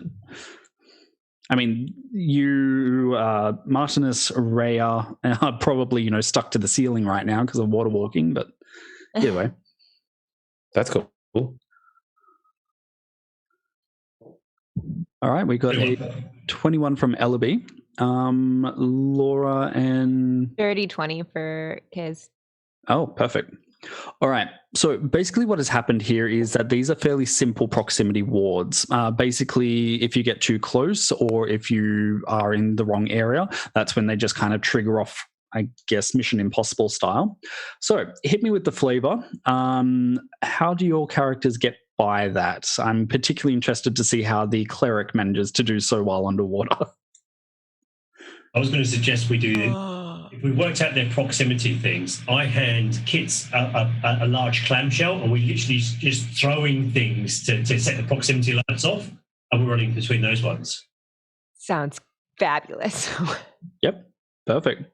Chucky's also hiding behind a rock, jumping up, and then doing that run, baseball slide to the next rock, look up, Jaws, chucks one of those things, and then just doing that astronaut jump and then slide to the next location.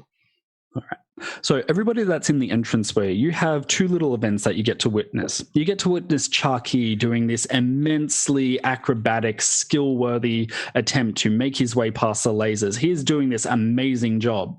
And then behind him, we have both Kiz and Ellaby just casually throwing things in the path of lasers as they just kind of blast their way through the proximity ward, so to speak. Beautiful. I mean, ours was better, but style. Ours was better. All right. So now that you are all in the entranceway of the temple, what you can see directly in front of you seems to be a small magical force field, which seems to be separating you from the next area. If we would recognize it as an airlock kind of thing, basically a place to ensure that the water from the ocean doesn't actually flood through the temple. Now, just because I'm mean and just because I have some of my own players at home watching me, you guys are about to go through a trap, which almost every player who's gone through, I've lost at least one character during this trap. So let's see how we go. Gosh. We'll be fine. My body is ready. Well, we are currently at level 2. All right, so as you guys cross the threshold of this magical barrier, you realize that you can no longer breathe. What you are in is in a very large empty room, about 20 feet tall, and even as you go in, you realize that there does not seem to be any air or oxygen in here. Is there water here?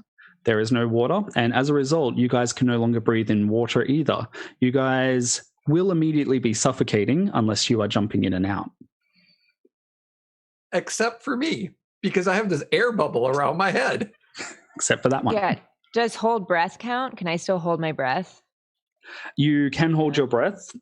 So directly opposite you, there is an entrance out of this room about 20 feet up on a wall. Okay. You said it's upwards? Sorry? It's upwards? Correct. Okay. I'm going to turn into some sort of large flying creature. I just got to see what is a large flying creature that I can turn into. Giant eagle? Giant eagle, if I can turn into a giant eagle. If you'd like to turn into a giant eagle, go ahead. Yes, I will turn into a giant eagle, and I will just be like, before I turn, get on me, eagle. Can I quickly, before Raya flies off, can I take a look to see if what I can see? Like, are there any points of interest? Looking for traps and stuff the like. All right. Passive perception or active or investigation? I'll do an active perception. And that's a crit I got, which stacks up to a 29. Nice. All right. So in this room, apparently everything is immediately available to you. What is Martinus's passive arcana? It's +4, so it'd be like 14. All right. So Martinus has apparently gone through some very unusual textbooks in the past. And as you have a look around, you can see that there does seem to be a variety of floating glyphs and runes around here. It looks like this particular airlock, so to speak, can be used to actually be upgraded and used either as a passive defense or as an active one. While the current 2 ones are here, you can see that any oxygen or gas which is generated will immediately be destroyed by the magical glyphs. You can also see that there are 2 even more unusual ones which you would probably definitely not want to be activated. One which actually nullifies all gravity within the room, and then a final one which initiates an anti-magic field on top of that. Cool. So at the moment, you guys will not be able to use any either fire or lightning-based attacks, and if you are going to attempt to throw things, you are going to be doing it at disadvantage. So likewise, because there is no air, it does mean that we are going to be relying on an outright strength check from our giant eagle to beat her wings to actually get up to the doorway. Kiz sees Mar investigating the different glyphs and spells and stuff and shouts out, Mar, if it helps, I can dispel certain spells if that helps. Yeah, I would definitely say dispel the anti-magic one. Oh, perfect. And I go over and I cast Dispel Magic on the ones he points out to me. Alrighty. You're just casting Dispel Magic at its basic spell cost? I will do it, at 3rd level. 3rd level? I think that's basic, so for that one. So the anti-magic field is beginning to resist your particular attempts to dispel it. You may be able to dispel it, but it does look like it's going to require a bit of a heftier purchase to kind of nullify it. Okay. What do I need to roll? Sorry? What did you want me to roll? Oh, outright strength, because you're having to beat your wings as opposed to rely on air currents to get around. Okay. Do I get a sense of how much more power I need to put into it? What is your arcana? Not great. -1. -1. You are not sure at all. 9th level. Great. Perfect. Wonderful. 15. 15. All right. It's going to be difficult for you to do this as an entire party. So you're going to have to be ferrying everybody up one by one. I'm not going. Apparently. I'll find a way. Sorry? I'll find a way. Sorry if I'm lagging. It's all good. All right. So who would you like to take up first? Ash? I'm going to take up Chalky first. I think since Chalky's got his air thing. Oh, that's right, the air thing. You're fine. You would think that I'd be fine. He thinks that he'd be fine until he actually starts running in and jumping up. Does that magical item stop? It's working. So Chalky, I take you up first. How mean do I want to be as a DM? If you do, that's fine. I mean, like he's thinking, I can, and then suddenly you get to dispel magic, and it's like anti-magic field. It would go away, and then I'd be like, oh. See, my logic is that you guys, the reason you have the bubble is from being within water, and you are no longer in water. So the spell itself would just go poof. It's a command word to release. So I would release it. Thinking if there was no air, I would try to say it like, oh, well, there's no air. Let's see. And then walk out. And then if there's anti-magic, then it would go away. And then it would be like, It looks like George has also been awarded disadvantage. Yeah. Yeah. But so I guess my attempt would go and then it would fail. And then Rhea would take me. All right. So keep in mind how long you guys can hold your breath for. Chucky, how long can you hold your breath? So it's going to be 1 plus your con mod. So 3. 3. All right. 3 minutes. And Rhea, as a giant eagle, what is your capacity to hold your breath?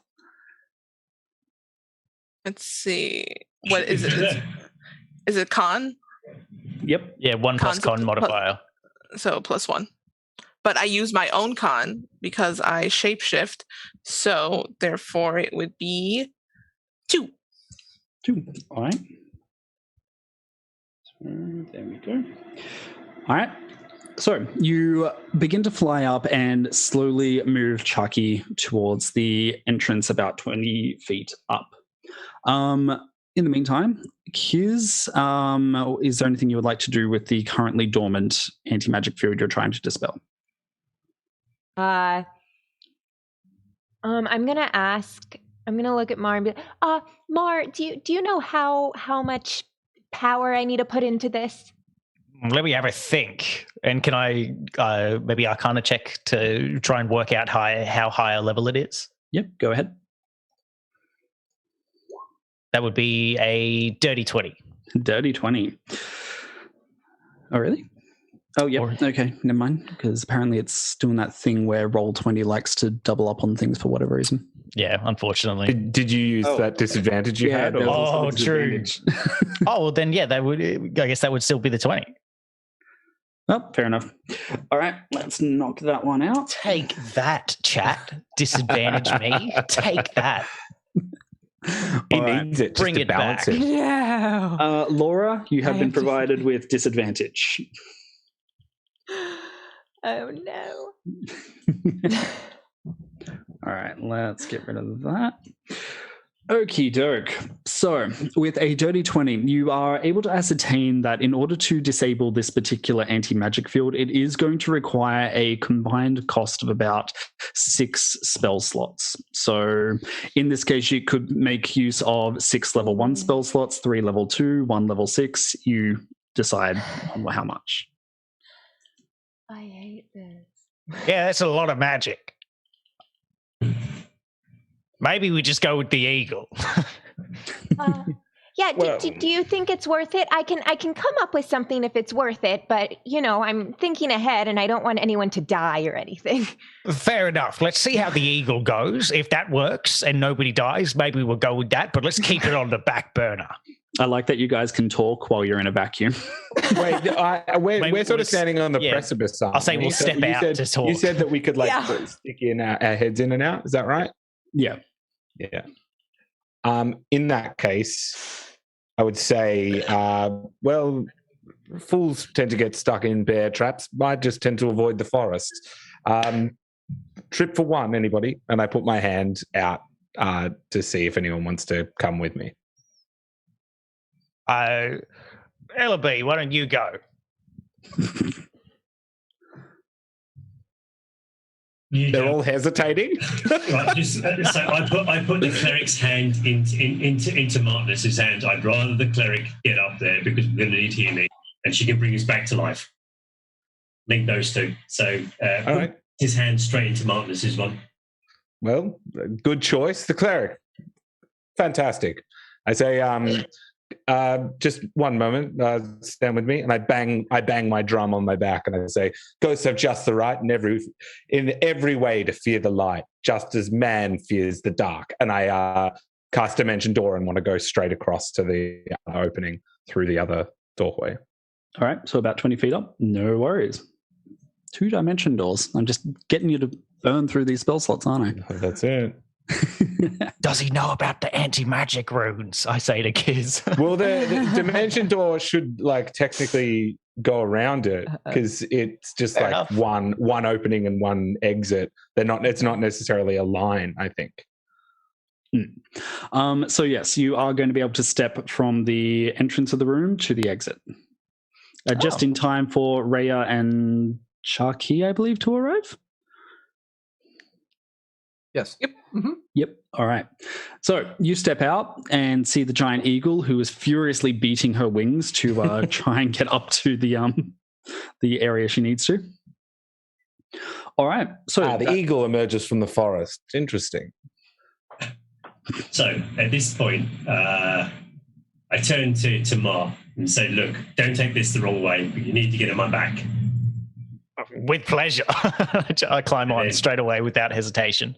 And then, because I picked a random magic item, I drink the potion of climbing I have. Run into a room and climb up the 20-foot wall. Oh, so strong. Unfortunately, we're in a vacuum. You can't say that. I think it. Slapped on the hand. I'm sorry, my dagger's poking you in the back. I'll move it. All right, and I believe that. Sorry, you have the climbing. Potion of climbing. What is your strength score? My strength score is a 18, so that's a +4. All right, George, remind me again what race you are. Shadar Kai. All righty. Getting fancy up in here. Yeah. All right. It should be fine, but Chris, can I get you to do a roll, apparently at disadvantage, to ensure that you can actually carry him up the wall? So you can definitely climb. It's just the actual holding on to him that's the problem. Oh, I'm really happy to drop him repeatedly, just to be clear. Yeah, can I offer him help by massaging his shoulders as he works? Well, I would ordinarily say yes, but the chat has decreed disadvantage. So Fair enough. I do it anyway. It's not helpful, but I am massaging your shoulders. Unfortunately, chat, that's still a 19, even a disadvantage. all right, that was an outcome of 1 + 8, I believe. So nat 1. I got a no. What was that? No, 19. That was so I rolled 2. So the first one was 17, and the second one was 11. So Okay, got it. All right, so with the 19, you are going to be able to carry him up with no problem. Is there any flavor you would like to provide aside from intense descriptions of that dagger? Because we don't need that. It's almost like those kind of black and white silent comedies where every once in a while you see Evie just accidentally slam him into the wall because this is the first time he can't actually hear Ma for ages, and this is just brilliant. So rather than running quickly, because I can hold my breath for 4 minutes, so I'm fine. So I'm going to see how he turns blue as I climb up thing. Just check every once in a while. Yeah, as we're climbing, Ma's mouth does not stop moving because he is trying to talk. And then as we crest over out of the thing, he just says, essential oils. Fair enough. All right, I believe that leaves only Kiz down on the ground, which Rhea will hypothetically go down and grab. I took Kiz I thought. on the dimension door. Oh, you did? Oh, okay. In that case, everybody's up there. Yeah. Hey! Perfect. But DM, you said you wanted one of the players to die, so I kicked Ma back down the room. Good choice. All right. Now, give me a quick sec while I look as to what is the next part. It's amazing. I've only actually looked at my notes like 3 times this entire time. All right. So, guys, we're going to take like a quick 2, maybe 3-minute break and then come back, at the turning of the hour. We'll do our last hour of play and then we're good. So refresh yourselves and we'll be back in just a moment. So, Sweet.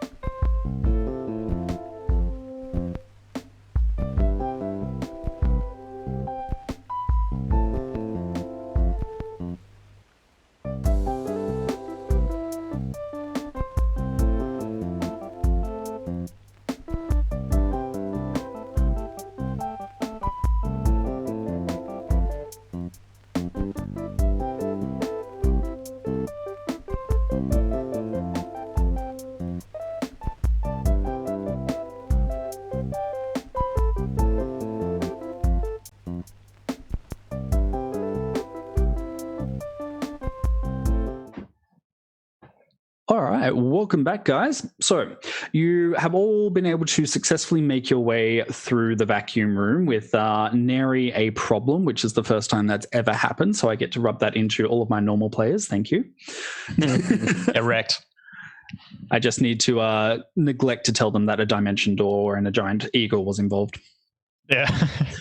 All right, so you guys are now standing at the entrance to the temple proper. Directly ahead of you, you can see what looks like a long stone corridor, and it does seem to be regularly lit with what looks like ghostly blue flame torches.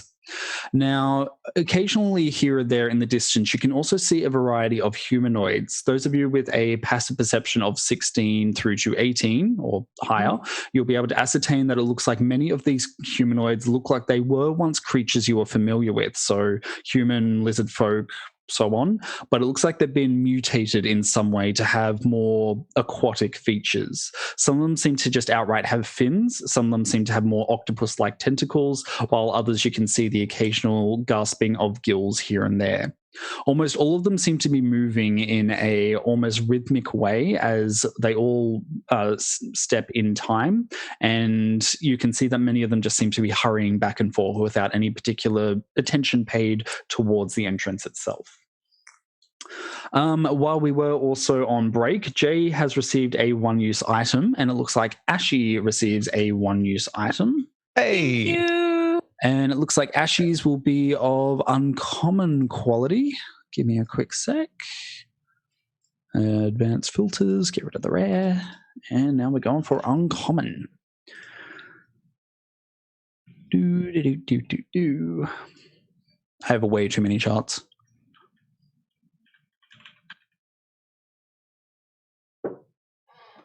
All right, so 1d15. 1, 2, 3, 4, 5. Okay, Ashy, what you have received is the Filter of Love.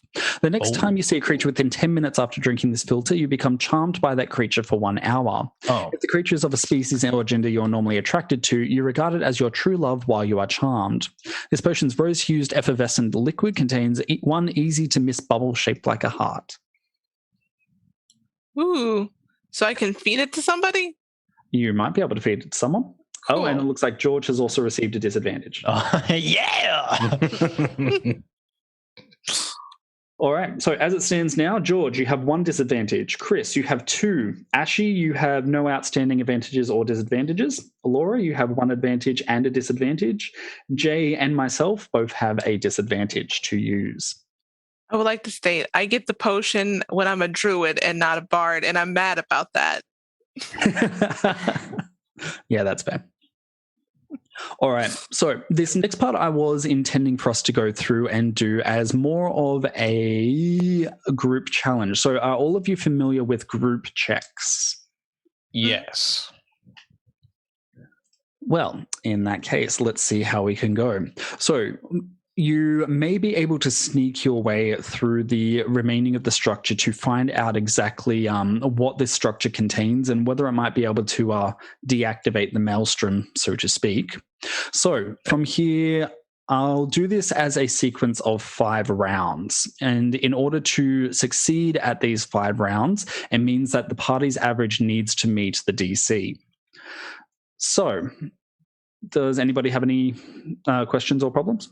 Ma's going to quickly ask everyone, can everyone see in the dark? Anyone not able to see in the dark? I am cursed with human eyes. Weakness! There's always one. What are you, my dad? No, I'm becoming my own father. I'm surrounded by idiots. Everybody in the game who was wearing glasses just tentatively touches them. And all right. So, yes, we apparently have some people who do not have dark vision. At this point as a DM, I just assume everyone has dark vision. Like, then they need to explicitly tell me when they don't. That's why I needed to ask. So that's my failing. Martinus, Darcy, how would you like to try and get Martinus past that? So are we sneaking? What's the situation? You will be going through a series of gauntlets, challenges as you would, where you all need to roll and hopefully succeed on that as an average. So are we in fear of alerting people? Are we stealthing, or are we? That will be the first challenge for you guys to see how stealthy you can be before we go through the structure. Are we in water right now or no? You are currently in air. Air. Okay. Well, I'm going to use control flame so that way the bard can see. Yep. All right. Okay. Is that going to alert things to our presence? Like, are we better off just like, I can make two of us invisible, and then I can just follow whoever will guide me. Yeah, maybe someone guide the human. All right, I'll do it. I take him by the hand. I've got some rope. We could tie it around his waist, and you can tie it around my waist. We could do it that way if you really wanted to. I know you're all reluctant to help, but Ma has begrudgingly offered his services. So shall we? And I cast invisibility on both of us. Oh, correct choice. Now, come on. Wait, where did you go? Where did you go, Marco? All right. I'm so tempted to take his great sword and just swing it round at the two of them. But have impulse control and right there. Impulse control in D&D. Okay, guys, I'll follow you. And I say as I'm holding Martinus by the hand. Yeah, we're holding hands. Alrighty. It's purely business. It's purely business. The first of the checks will be a stealth check to determine how sneaky the party is as they go through the physical dimensions of the lair. Now, George, Chris, and Jay, you will all be doing this at disadvantage. Laura, you will be doing so at advantage. And Ashley, your call. You get to roll as normal. Cool. Well, does your disadvantage negate the advantage you would probably get from... Do we get advantage for being invisible? You will not, since this is a chat disadvantage. Okay. The viewers have determined you will be terrible. Do I get advantage? Because I'm not chat disadvantaged. That's true. You're the only one who has not been advantage or disadvantage so far. Just draw the crosshairs onto you. You get to roll at advantage. Does anyone have disadvantage that I can see that's not invisible? That's near me? So I can give you guidance. No heavy armors. Quick question. How many disadvantages did I have? Did I already use that one when I first attacked the sanguine, or do I have a second one? Gosh dang. Oh, you have received 4 disadvantages throughout this entire stream so far. Oh, I have? Oh, okay. I didn't realize I clocked that much. No, I got that wrong. This is your first disadvantage for the stream. Somebody only applied it to you earlier. Just give you some love, Jay. All right. Sorry, I was looking at Chris's when I was like 4. So I actually have drunken luck, and after I take a big swig of alcohol, I can use 2 key points and negate my disadvantage on an ability, saving throw, or attack. Will this apply for this? If you want that to apply, then I will allow you to have advantage on this roll, but you do need to deal with that disadvantage at some point. Okay. Who is anyone else fearing this part of the encounter? Nah, bring it on. I can help somebody out basically. I can also give someone guidance if anyone needs it. I'll take a guidance. Oh no, I'm invisible, mate. Hey, Kiss. Where are you? It's me. I'm going to put my hand on your shoulder. Oh, is that you? Yeah. Can I get some guidance of how to do stealth good? Oh, of course, sweetie. And I touch your hand. Oh, thank you. My stealth roll was a nat 20. With a 2, so 22.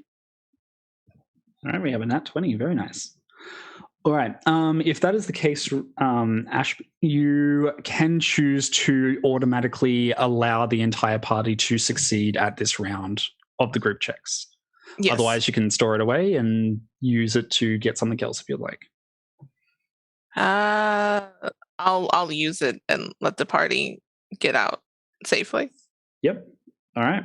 Well, in that case, this first of the round is going to be an automatic success with a nat 20. Ash, hit me up. Exactly what do you do that you get to cover for everyone? Okay. So I kind of like, with my little gnome legs, I just slowly start stealthing, kind of looking around, kind of like paying attention, like hyper focusing on everything. And I'm like, shh, like, watch over there. And over there. And this, shh, come on. Let's go. That's what I'm doing. I'm just keeping super hyper focused lookout on everything. Somebody sneezes and there's just a shh. Sorry. That would make a librarian proud. Temple. Alrighty, so round one is apparently a success. All right, on to round two. So the layout of this particular temple seems to be heavily involving quite a lot of movement of water. So there are sections where you guys will need to actively go through rooms, swim through. Sometimes there are areas with raging torrents that you need to cross. Can I get the group check? And based on that, so I guess it's going to be, again, George, Chris, and Jay. You guys have disadvantage unless you, from the chat. Laura, you have advantage.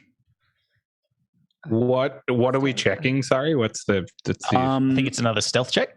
I was going for an athletics check to get through it all. If you guys have something else that you can rationalize, you may do so.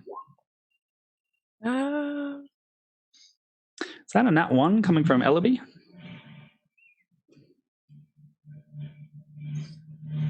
Who looks particularly unathletic? There's 2 nat 1s. Disadvantage. Okay, 2 nat 1s. We'll do the nat 1 with the disadvantage. Did you get a nat 1 as well, Ash? No, I did not. I didn't roll yet. Hold on. What am I rolling? Athletics is my recommendation. Okay. That's a 10. 10? All right. I got an 8.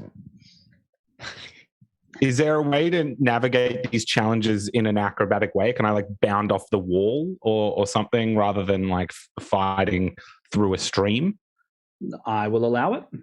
Sweet. That's pretty good. 29. Oh, what if pretty good? What if I don't let go of his hand? Take me with you. Well, apparently this is the manual dimension door.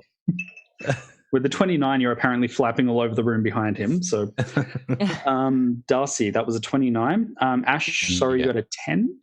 Mm-hmm. Okay. Jay? Nat 1 for a 5 with that disadvantage. Oofed. George? 8. All right. I'm going to lump you in with Darcy just because obvious reasons. System. 18. Chris? Freaked out by Ma. I get a nat 1, which takes me to 9. All righty. Handsy, as we're going to call him from now on. So, sorry, you rolled a nat 1. Okay, so we're coming up towards the end of the session. Let me think. What can I do to mess with you guys? So Jay and Chris. I mean, I've already targeted your weapons. That's actually what I can do. Jay, as you are bounding across one of these particular little sections with rocks water and rocks just torrenting everywhere, there is a horrid moment when you suddenly hear something clatter and crash behind you, and you turn to find that your main loved bottle of alcohol has smashed onto the ground. Oh. I'm standing there just looking at it going,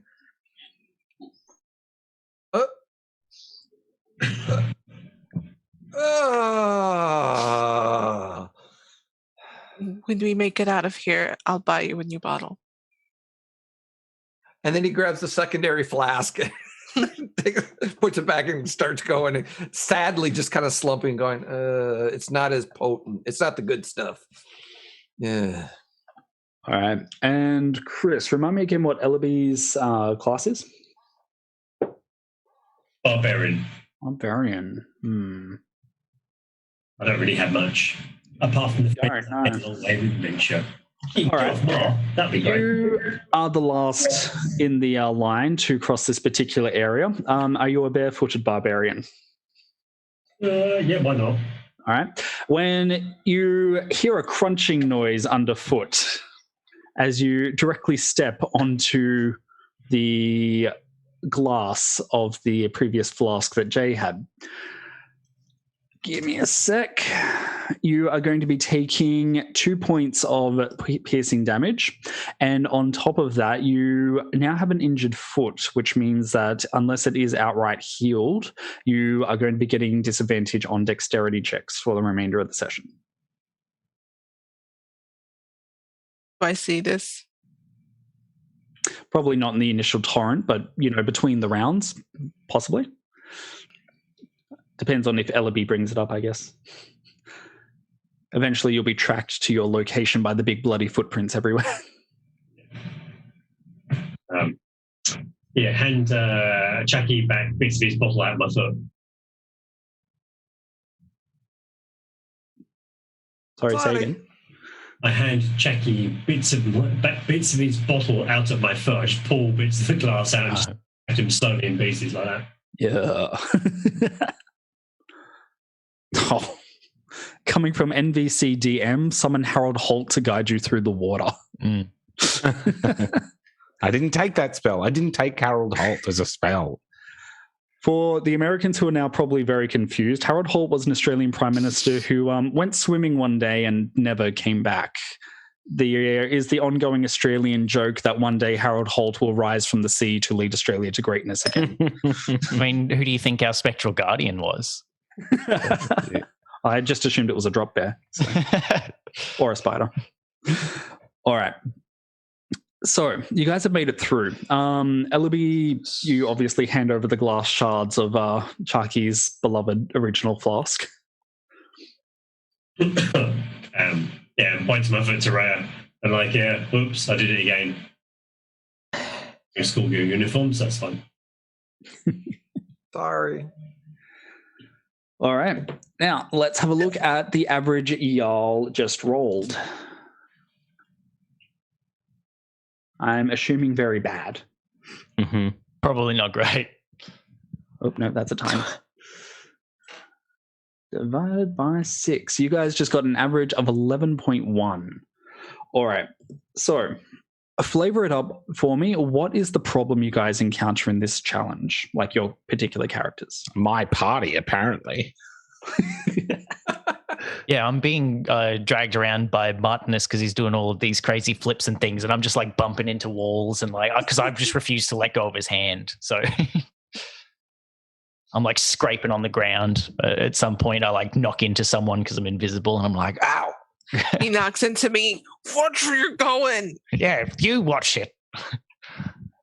I can't see you. Oh, good. My name is Martinus. You wish. Your name sounds like Mar. Tinus, yes. You're lacking a few syllables, I think. Here comes Mar, and then comes Tinus.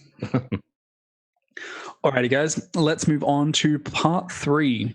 You guys have been able to infiltrate into the depths of the temple. You've been able to make your way fairly well past the majority of the guards with no particular problem.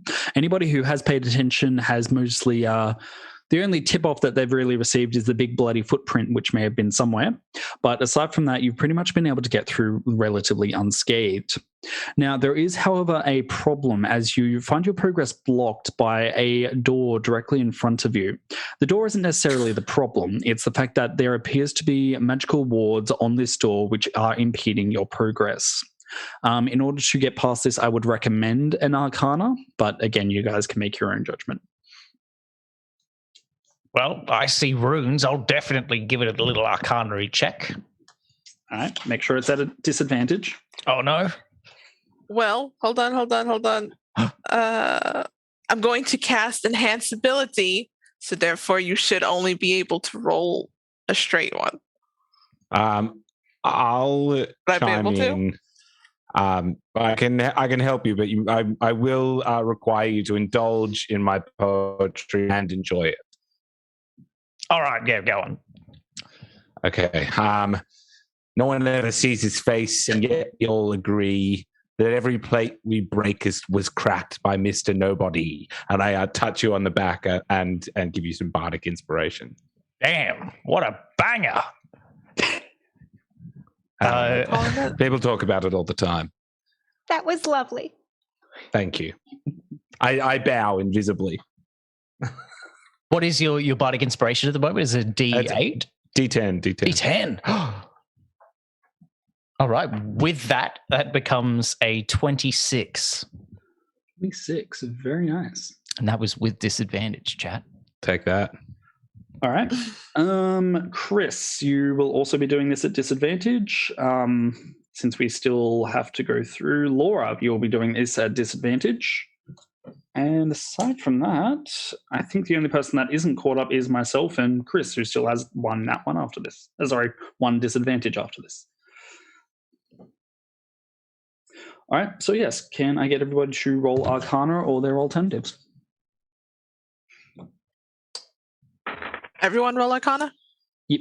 Ooh, 23. Oh. Wow. Sorry, who rolled 23? I rolled a 23.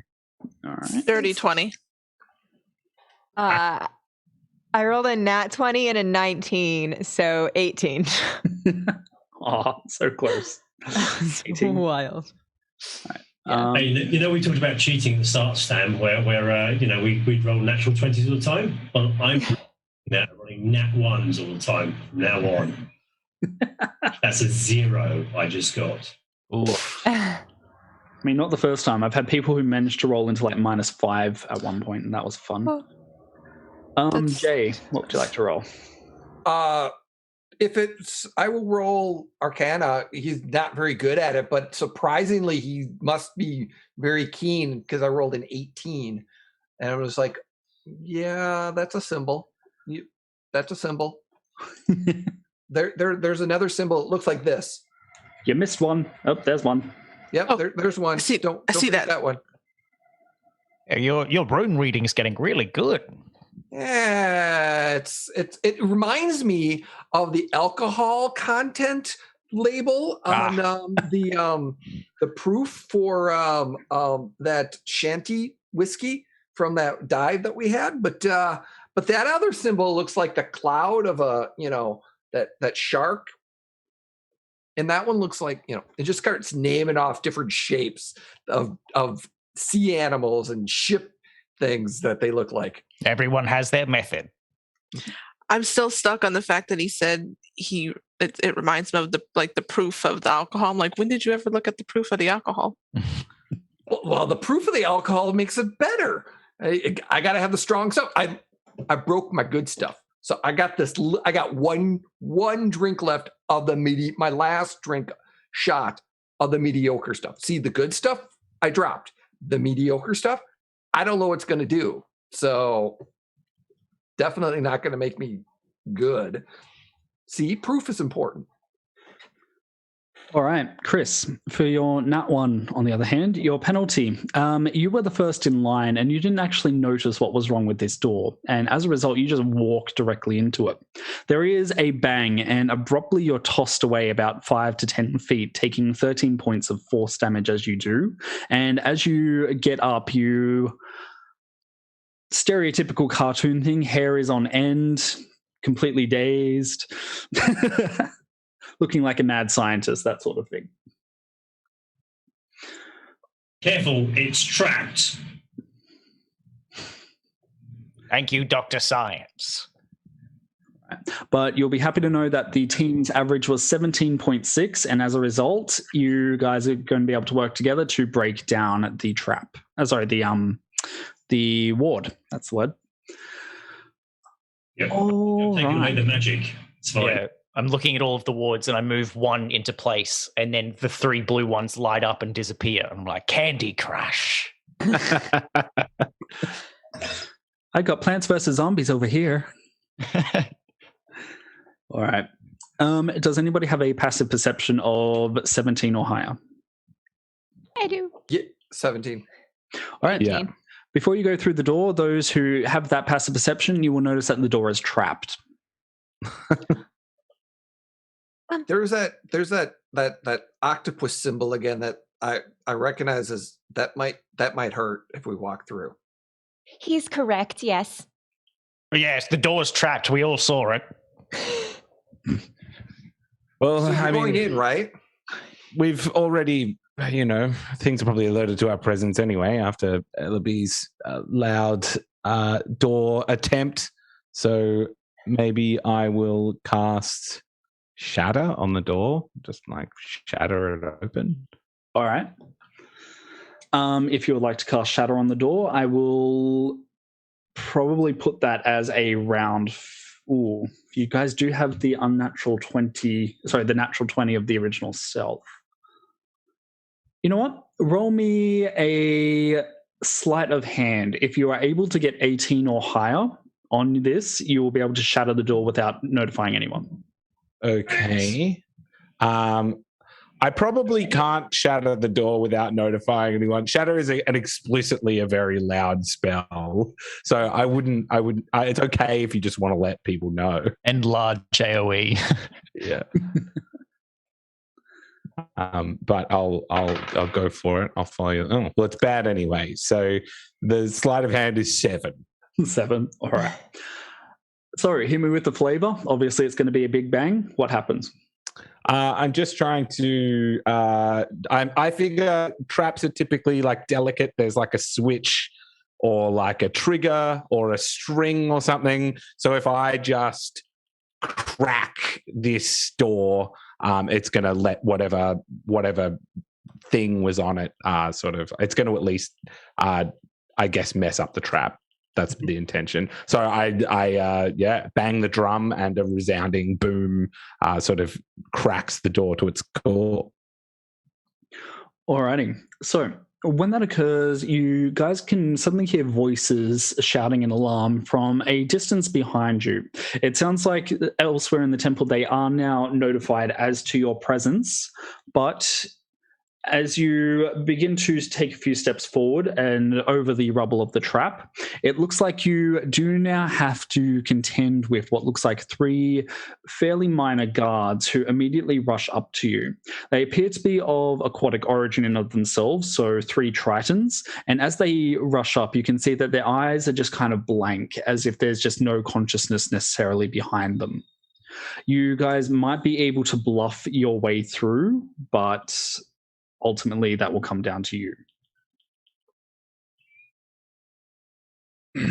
Don't we have a bard? Yeah, I guess if they're not like drawing their weapons or they're looking tentative at all, I will engage in conversation if I may. Yep. So basically they immediately rush up when you do not immediately... Sorry, they do have their weapons drawn, but they do not seem to be outwardly going for an immediate attack. Did you hear that horrible racket? Yes, the alarm has sounded. I know. And what, you're standing here doing what? So the guard stops for a moment and then looks you up and down. You are not wearing the regalia. Where is your outfit? You weren't advised of our presence here today? Well, you just address me so casually, like another peasant? You think this is how you treat your esteemed guests? This is unbelievable. I shan't have it. I shall not have it. All right. Persuasion or intimidation? Enhanceability on charisma checks. Go. Advantage. Would a performance do? I will accept a performance. Okay, thank you. It's a free dress day. 23. It's a mufti day. God, that's a term that I haven't heard in God knows how long. I'm old. Anyway, sorry, what was it? 23. 23. Very nice. Alrighty. So with a... Let me just double check. Yep. Nope. There are no disadvantages, advantages for you remaining. The three of the cards show the first vestiges of emotion as they begin to kind of rock back and forth. You can see that their eyes slightly light up as they listen to you before all three of them just bow to you. We apologize, sir. We will, of course, be moving to intercept the intruders. If you would be able to wait in our guard room, and then you will be announced to the High Lord Attercuttle. Yes, of course. And I continue. I hold up. Before you do continue, apparently there is a wild magic surge. Hey. Oh, good. All right, so let's check out severity. We have a 3, which means an extreme reaction. Ooh. All right, and let's have a look at what that's going to be. That is a 96 on the table. Oh, yes. All right. Darcy, what is Martinus's spell save DC? My spell save DC is 16. All right. Can I please get a wisdom saving throw against your spell save DC? Against my... Okay. Actually, can I get everyone to do a spell save against 16? Sorry, a wisdom save against 16. I fail against my own very impressive DC. What is it? What do I need to... 16 wisdom save. Wisdom save, okay. Oh, damn. 15. 15. All right. Jay, you're muted again. 23. Yeah. Well, that's a nat 1 for 4. Ooh. But I'm wondering, I'm trying to see if there's something about something else. But that nat 1 I think is going to kick in. All right. And I think, oh wait, no, here he comes back. I was about to say Chris is gone, but he's back again. He's also muted. I clicked all the buttons. I was doing my hair. Sorry. What was going on? We just need a wisdom save. Okay. How about moving on to the next player? The wild magic says no. That's a 9. That's a 9. All right. Okay. Laura, let's see if you can save the day here. So a wild magic surge abruptly channels out, and everybody bar Kiz feels the intense, awkward sensation of their physical forms abruptly turning into sheep. Oh, no. Kiz, you are now surrounded. Your party are now all sheep. You are surrounded by 5 sheep as well as the guards in front of you. Bah, I say in Dwarvish. Second. I would like to chew on Martin's pants. I clear my throat.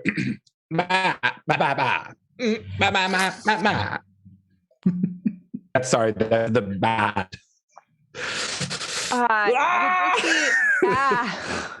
I'm like, all these batting sheep.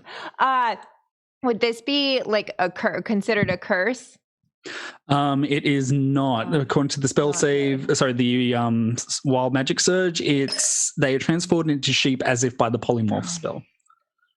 Okay, would greater restoration do it? Ooh, good question. I don't think it does. Polymorph requires a dispel, I think. Oh, well, I guess. Oh, you could just knock them down to 1 HP, your call.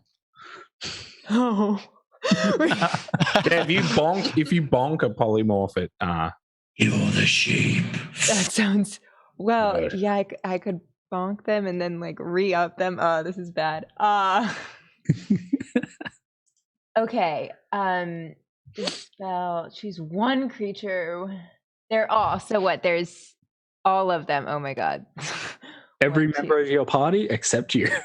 Five sheep. Cool. I'm chewing on some pants. Great. It's going great.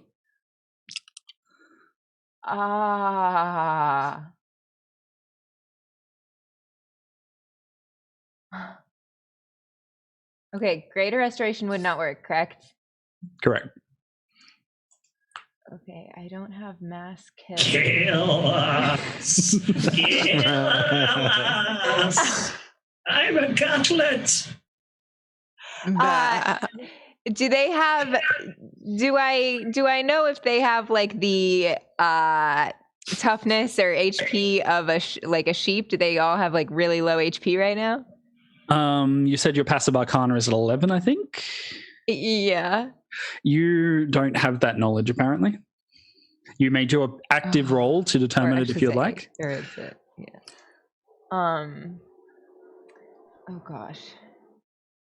Yeah, can I just do a roll to see if to help me think of what kind of things it could help get them out of this situation? Yep, go for it. Keep in mind, you still have to contend with the 3 guards in front of you who are now probably very confused. Yeah, I have an idea. Okay. What would I roll? What am I rolling? So Arcana, if you'd like to divine the what's going on for them magically, you might be able to do a persuasion or performance to dissuade the guards from. Oh gosh, the Arcana is a 1, not a nat 1, just a 1. It's going great. I'm fine. And then persuasion or performance for I guess either one. I roll a 5 on that. Being fleeced. I go, bah! Which to all the other sheep means get him, and then I headbutt one of the guards. I demand pets from one of the guards. All right. Roll me an attack roll, George, and Ash, if you can roll me a persuasion check for persuasion for cuteness, I guess. Yeah. I'm going to go ahead and assume a sheep has +0. Yeah, I'm looking it up now. Oh, there we go, sheep. What's a charisma modifier for a sheep? Apparently -3. I rolled an 18 just as a regular D20. That's a 10. 10? Look at what big sheep eyes. Bah. 10, you will actually beat the armor class of the guard in front of you. So you may apparently do a attack roll of 1, I guess. Yeah. All right. So the guard gets abruptly headbutted by the by the marsh sheep. And is kind of knocked to the ground. Most of them are still just completely shocked by exactly what's going on, but the other 2 begin to level their blades again at Kiz as well as the rest of them. Rhea attempts to look endearing as a sheep, but is not quite able to make it. What would the rest of you guys like to try and do, or you're just happy being sheep? Or from my knowledge, who do I think in my party could help the most with this? You probably the more magically inclined, so I'd probably say either Martinus or Rhea. Martinus or Rhea. Okay.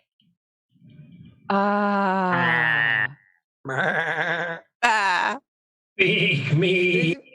Pick me. Who's saying that? Pick me. Which sheep is saying that? I can't even tell. Me. Okay, I'm gonna trust him, even though he's a barbarian. And I'm gonna wing it and cast a spell magic on Alibi. All right. Alibi. At 6th level, which I'm gonna probably regret. All right. There you receive the magical tingle to advise that the spell is successful, and they revert back from a sheep. Darcy, you have just received disadvantage from the chat. Oh, perfect. I see Ella back, and I'm like, oh my goodness, I don't know what to do. Everyone's a sheep. I feel like I failed as a mother. I don't know what to do. Help me. Is that a common motherhood problem, your children turning to sheep? Yes. Yeah. Sigh for a moment. Try to console the cleric by picking up the 2 sheep near me, and DM, you can roll a d4 and work out who's who. But I just pick up 2 sheep and say, this is how we deal with it, and then I just smash them together. Which 2? I wouldn't have thought of that. Yeah. All right. Let's have a look. Logic puzzle. 1d4. It is going to be apparently Rhea and Ma. The 2 of you get slammed together. Is that just going to be an improvised attack of 1 HP? Yeah, and just goes bonk like that, and see if it reverts them back into the normal shapes. You have 2 very dazed-looking sheep in your hand, if that's the case. That's fine. I'll do it a bit harder without that. So I've got improvised, which is +5. So that's literally 5 points of damage. All right. You slam them together, and there is a sudden pop as they change back upon impact. Now both at 0 HP and unconscious. Okay.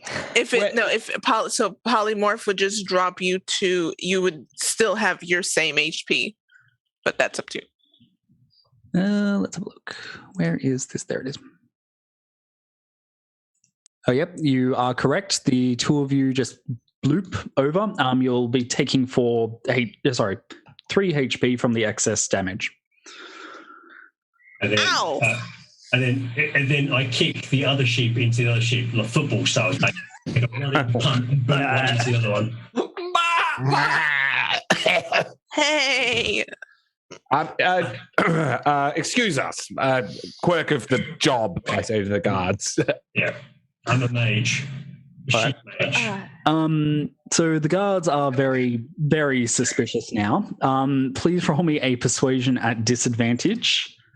Deception? Will deception do? It will still be disadvantage because you have the chat one. That's fair.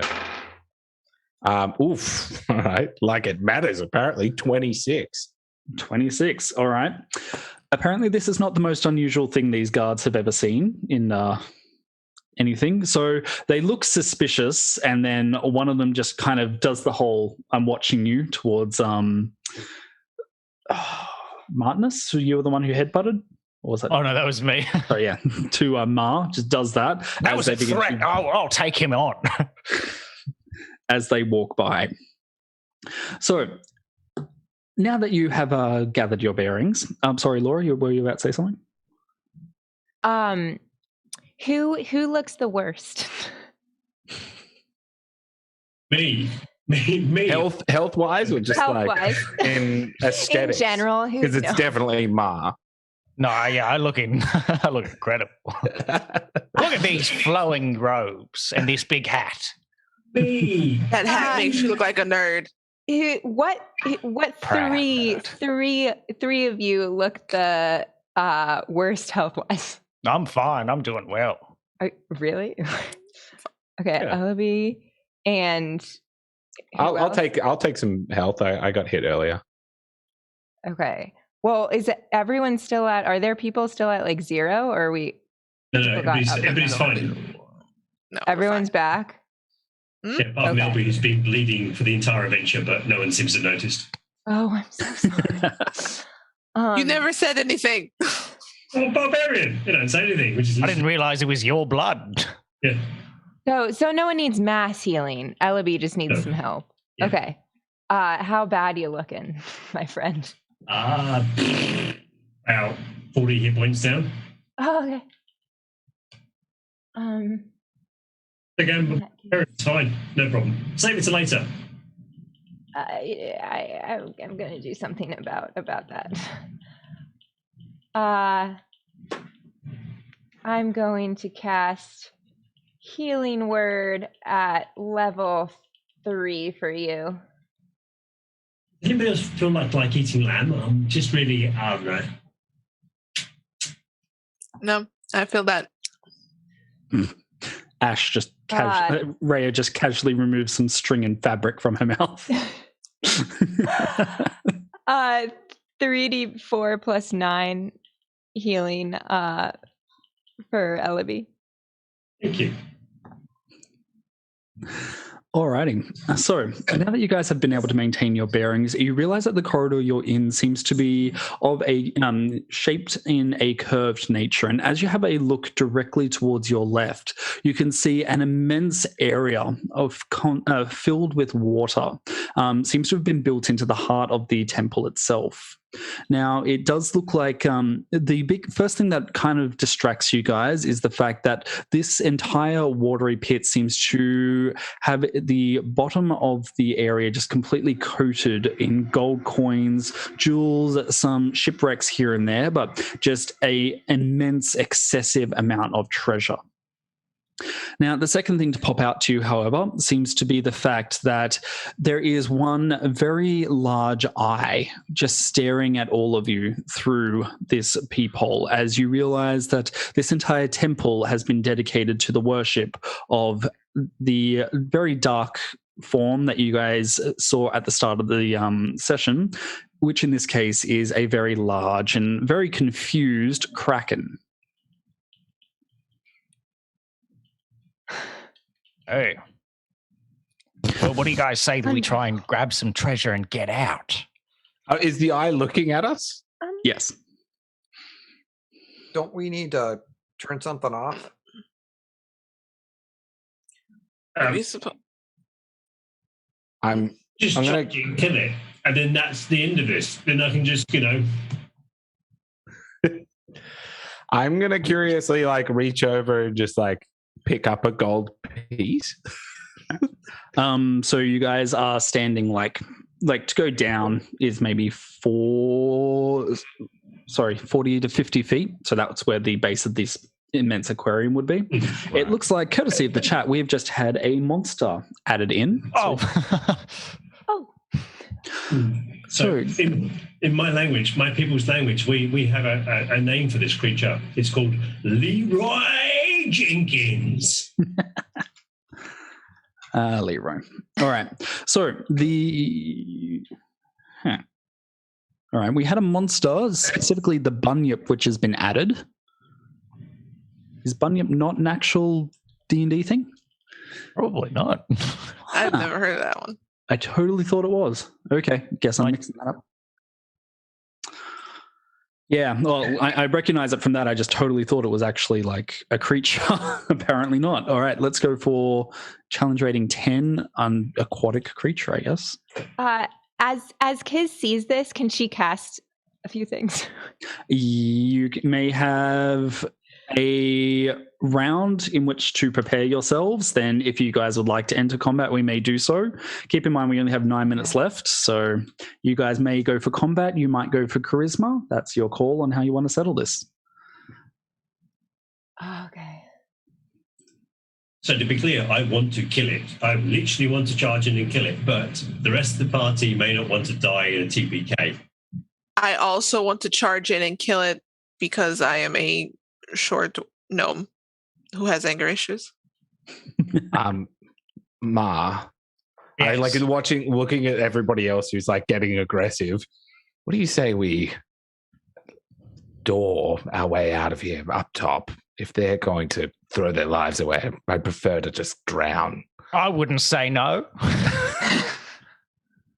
So I'm going to just hang back and see what folks do. All right. Your attention is abruptly caught by the sound of an immense roaring noise from the other end of the corridor. And directly ahead of you, you are able to see that there seems to be a strange monstrosity, what looks like a furred creature with an immense paddle of a tail. And apparently this is going to be a bunyip, who I am basing on the stat block of a reduced threat dragon turtle. What the hell is that doing here? I'm going to cast... I'm going to cast Beacon of Hope on Ellaby, Chucky, and Rhea. All right. For the duration, each target has advantage on wisdom saving throws, death saving throws, and regains the maximum number of hit points possible from any healing. Excellent. All right, so that'll be your action. Is anybody else going to do an action before we jump in? Yeah, I'm going to rage. I am going to turn. Where are we at? Are we into stone or what? Water? Oh, you guys are basically on like part of a curved amphitheater kind of aquarium thing. Like you're like on the observation area. You could just jump through the magical barrier and into the central area with the Kraken, or you can take your chances with the Bunyip. Okay, reason I'm asking because I want to turn into a fire elemental. All right. And the Kraken is in water, correct? Yep. I'm going to take my chance with the Bunyip. Are we within 60 feet of Bunyip? Let's say yes. I will cast Polymorph on it. I don't take your chance with the Bunyip. All right, give me a sec. That is with save.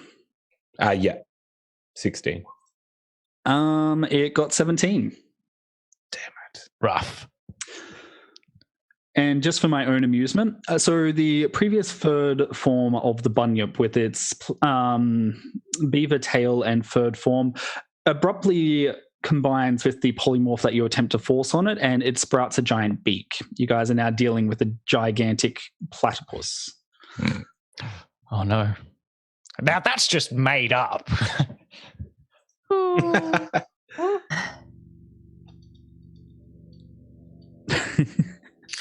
Oh, right. God, that's amazing.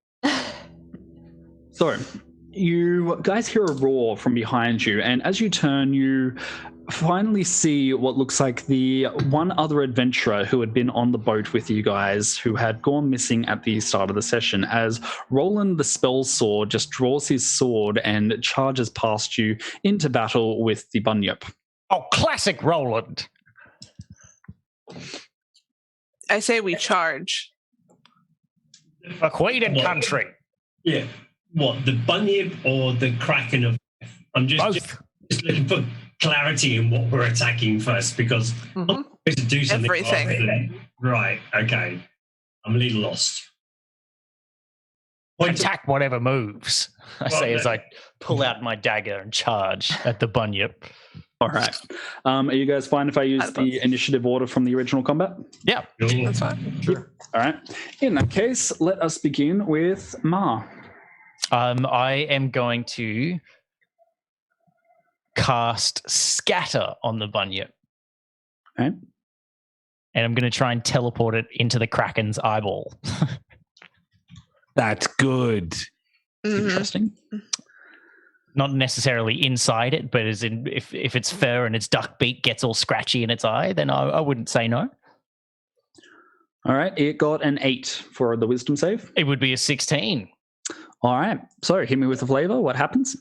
As I run at it with a dagger, I'm like, oh shit, this was a bad idea. That thing is huge. And then I just go, bah! And I like kind of swipe the air at it and just like push it aside, and it kind of whizzes and teleports into the Kraken's eye. And then all of the fur and stuff gets stuck to the jelly bits of the Kraken's eyeball. All right. So you guys can feel the manipulation of time and space even from here as the two try and teleport into the same general area. Both of them are bumped out, taking 5d8 of damage. Yeah. 27 points each. So that's easy enough. The Kraken gives out a pained screeching noise and then just kind of bats the Bunyip away. Let them fight. There isn't too much of a problem there. Where the heck did I leave the Kraken stat block? Naturally, I used it. All right. However, it then turns its attention back on you guys with just a look of outright annoyance and fury. Don't look at us. Anything else you'd like from your turn? No. I'll go into a blade song as a bonus. All righty. Easy enough. Chucky. So in the round before, he actually shifted into this, like where, or kind of animalistic looking thing as this thing was starting like, oh, it's time. He took a big swig of his last alcohol and then just started to morph a little bit as things were happening. It's like, oh, we're going for Bunyan still, right? Yes. Yep. All right. And there just for perception again, there's a big dome of water that this Kraken and the Bunyan is now in, correct? Yep. Okay, so I will move into that area, grabbing it and saying a command word, and that air bubble comes around me again as an action, and I move towards it, or just on the edge of where the barrier is, and as a bonus stance, take a defensive stance. There it is. Patience defense. That's it. I'll use a key point and use a patience defense as my bonus action. All right. Laura with Kiz. Yes. Okay. So I got the general consensus. We're going for the bunyip. Whatchamacallit, yes. Okay, so I'm going to bonus action cast Spiritual Weapon, and this serrated sword made out of the jawbone of a dinosaur appears, and I attack with my Spiritual Weapon. And where'd it go?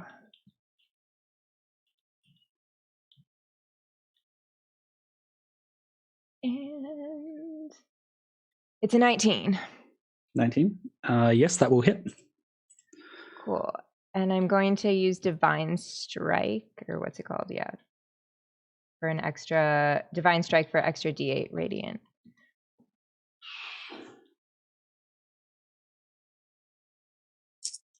Uh, 11.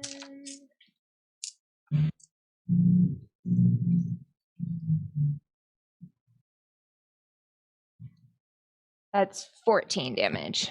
14. Perfect. All right, and that's it? Yes. All right, Ellaby? Ellaby sees the evil platypus and then is already in a rage, attacks recklessly on the evil wildlife that's behind him. So let's just roll that. Blop, blop, blop, blop, blop, blop.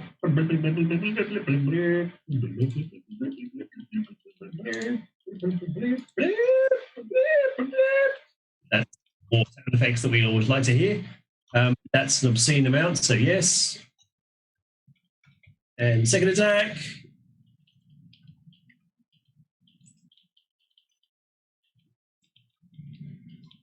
That's probably not quite as good, but duckbill platypus is notoriously easy to hit. Yep.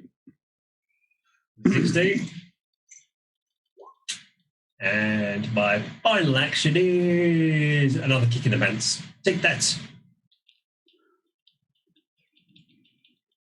Or should I kick the one on me? Look, it's just sewn together. It's not a real animal. Oh, it's so cute though. Gasp. All right. You're done? That's it. All right. Rhea? Okay. I'm going to cast Blight on it. All right. Ooh, nice. So I needed to make a Constitution saving throw, beating my spell DC of 17. All right, and it just got an 11. Cool. So it's going to take 8d8. And that's a lot. Okay. So 10, 15, 20, 26, 34 points of damage. All right. I was trying to see if it does anything. Yeah. So 34 points of necrotic damage, I want to say. That sounds right. Necrotic, yes. All right. So your magic sweeps across the bunyip, and you can see that its matted fur begins to actively rot away under the sweep of the necrotic power of the blight. Is that it for your turn? Yeah, that's all. All right, and Martinus? Okay, I'm going to announce, just clearly, I know that we can't kill this Kraken, right? Am I smart enough to know that? What's your intelligence? Yes. +2.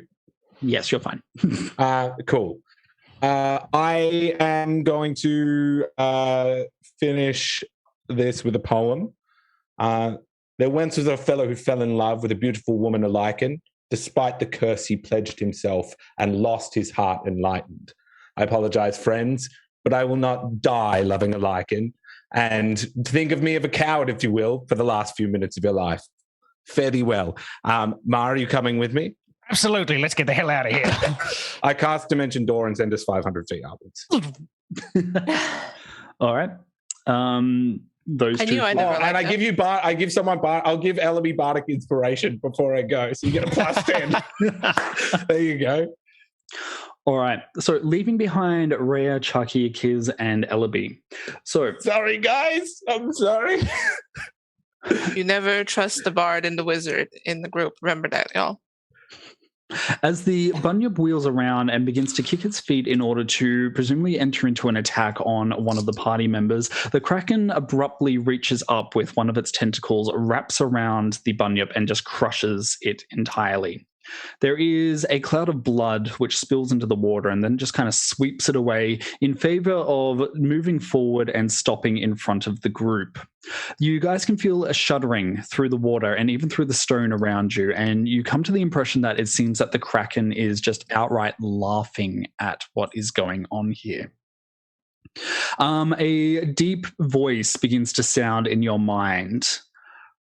It has been some time since I've been so entertained by the futile measures of a group of adventurers seeking my treasure trove. Tell me, what are the four of you here for? We want to close that water gap thing, right? You think so? Yeah, we just want to get on. Our ship is stuck, and we just want to get the water gap done so we can leave. We just want to use just want to use your telephone and ring the AA and just to get us out there. We were kind of a bit stuck. Yeah. So the Kraken blinks. The Kraken blinks slowly, and you get the impression that a note of humor and also of greed enters its telepathic voice. It is well within my territory to close this maelstrom, but what is in it for me? You are not the first ships to have come through here, and as a result, I do tend to find that my hoard here is rather lacking. I've got the spork. It's a really good spork, too. Do you want to roll persuasion on the spork? No, I give it to someone who's actually quite charming. I think both of them left.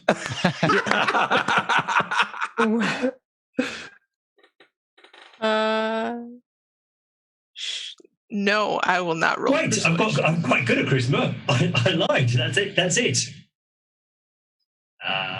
No, I lied again. Am I rolling? Seriously, I've got a +1. Anyone? Go for it. I got it. Enhance ability. Go for it. Chris, you have disadvantage from the chat. Okay. That's my first roll then, chat. You have Bardic Inspiration. Second one. Oh, yes. You do too, yeah. Yeah, you do have Bardic Inspiration. So my first roll was a 14. My next roll was a 9. So chat, I laugh in your general direction. My Bardic Inspiration is a 9. So I'd say that's fairly good. So what was final outcome? I think it was 21. Yeah. 21. All right. So the Kraken slowly stretches out its tentacle and very carefully attempts to pick up the spork.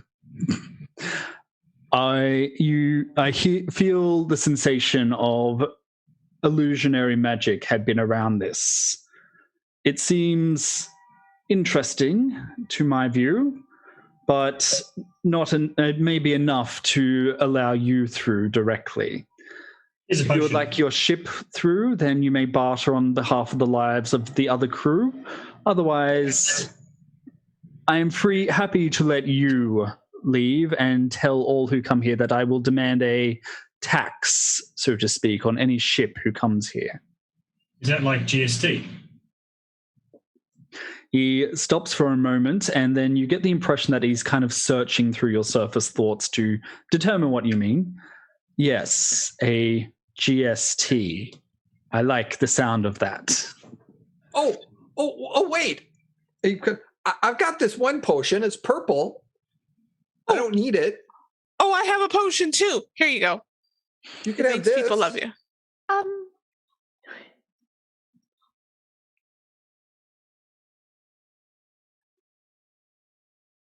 Would you like to drink it?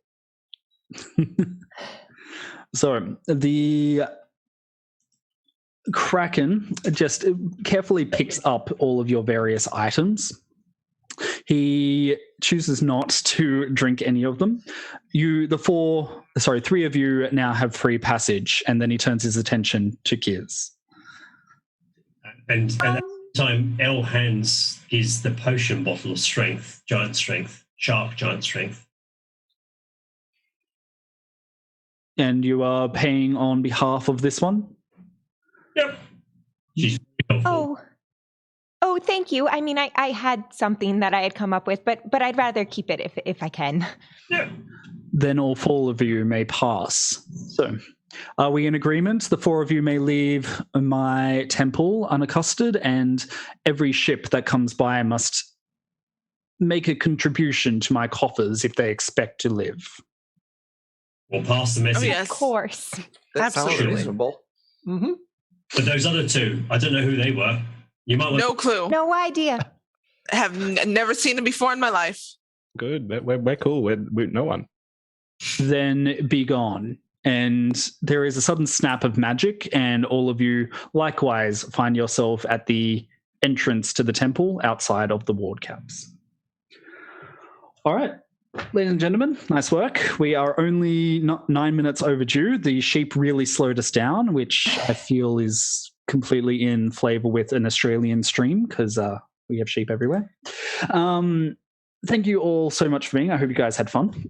Absolutely, yeah. Thank you. Thanks for DMing. Thank you. For everyone in Australia, especially in Sydney, I am DM Sam. I was here representing Awaken Fables. If you guys are in Sydney, then please make sure to check out our Facebook, Twitter, and everything else. Aside from that, I think our details are all there. I also have my own stuff, but in the meantime, I will give this over to our very, very technically minded IT support in the back here, who has been. We should say thank you to Ardent, Ardent Roleplay for hosting, and also thank you to Meeples and Dragons for being the puppet masters behind the scenes, like putting this all together. Thank you so much. Thank you. Massive Also, all of the proceeds here go to Beyond Blue, which is an awesome thing. Like, talk to your mates, look after your mental health, take care of each other. Perfect. All right. That sounds like that's pretty much it. So yeah, guys, please support, and I hope we'll see you next time. Thanks, guys. Much love. Thank you, guys.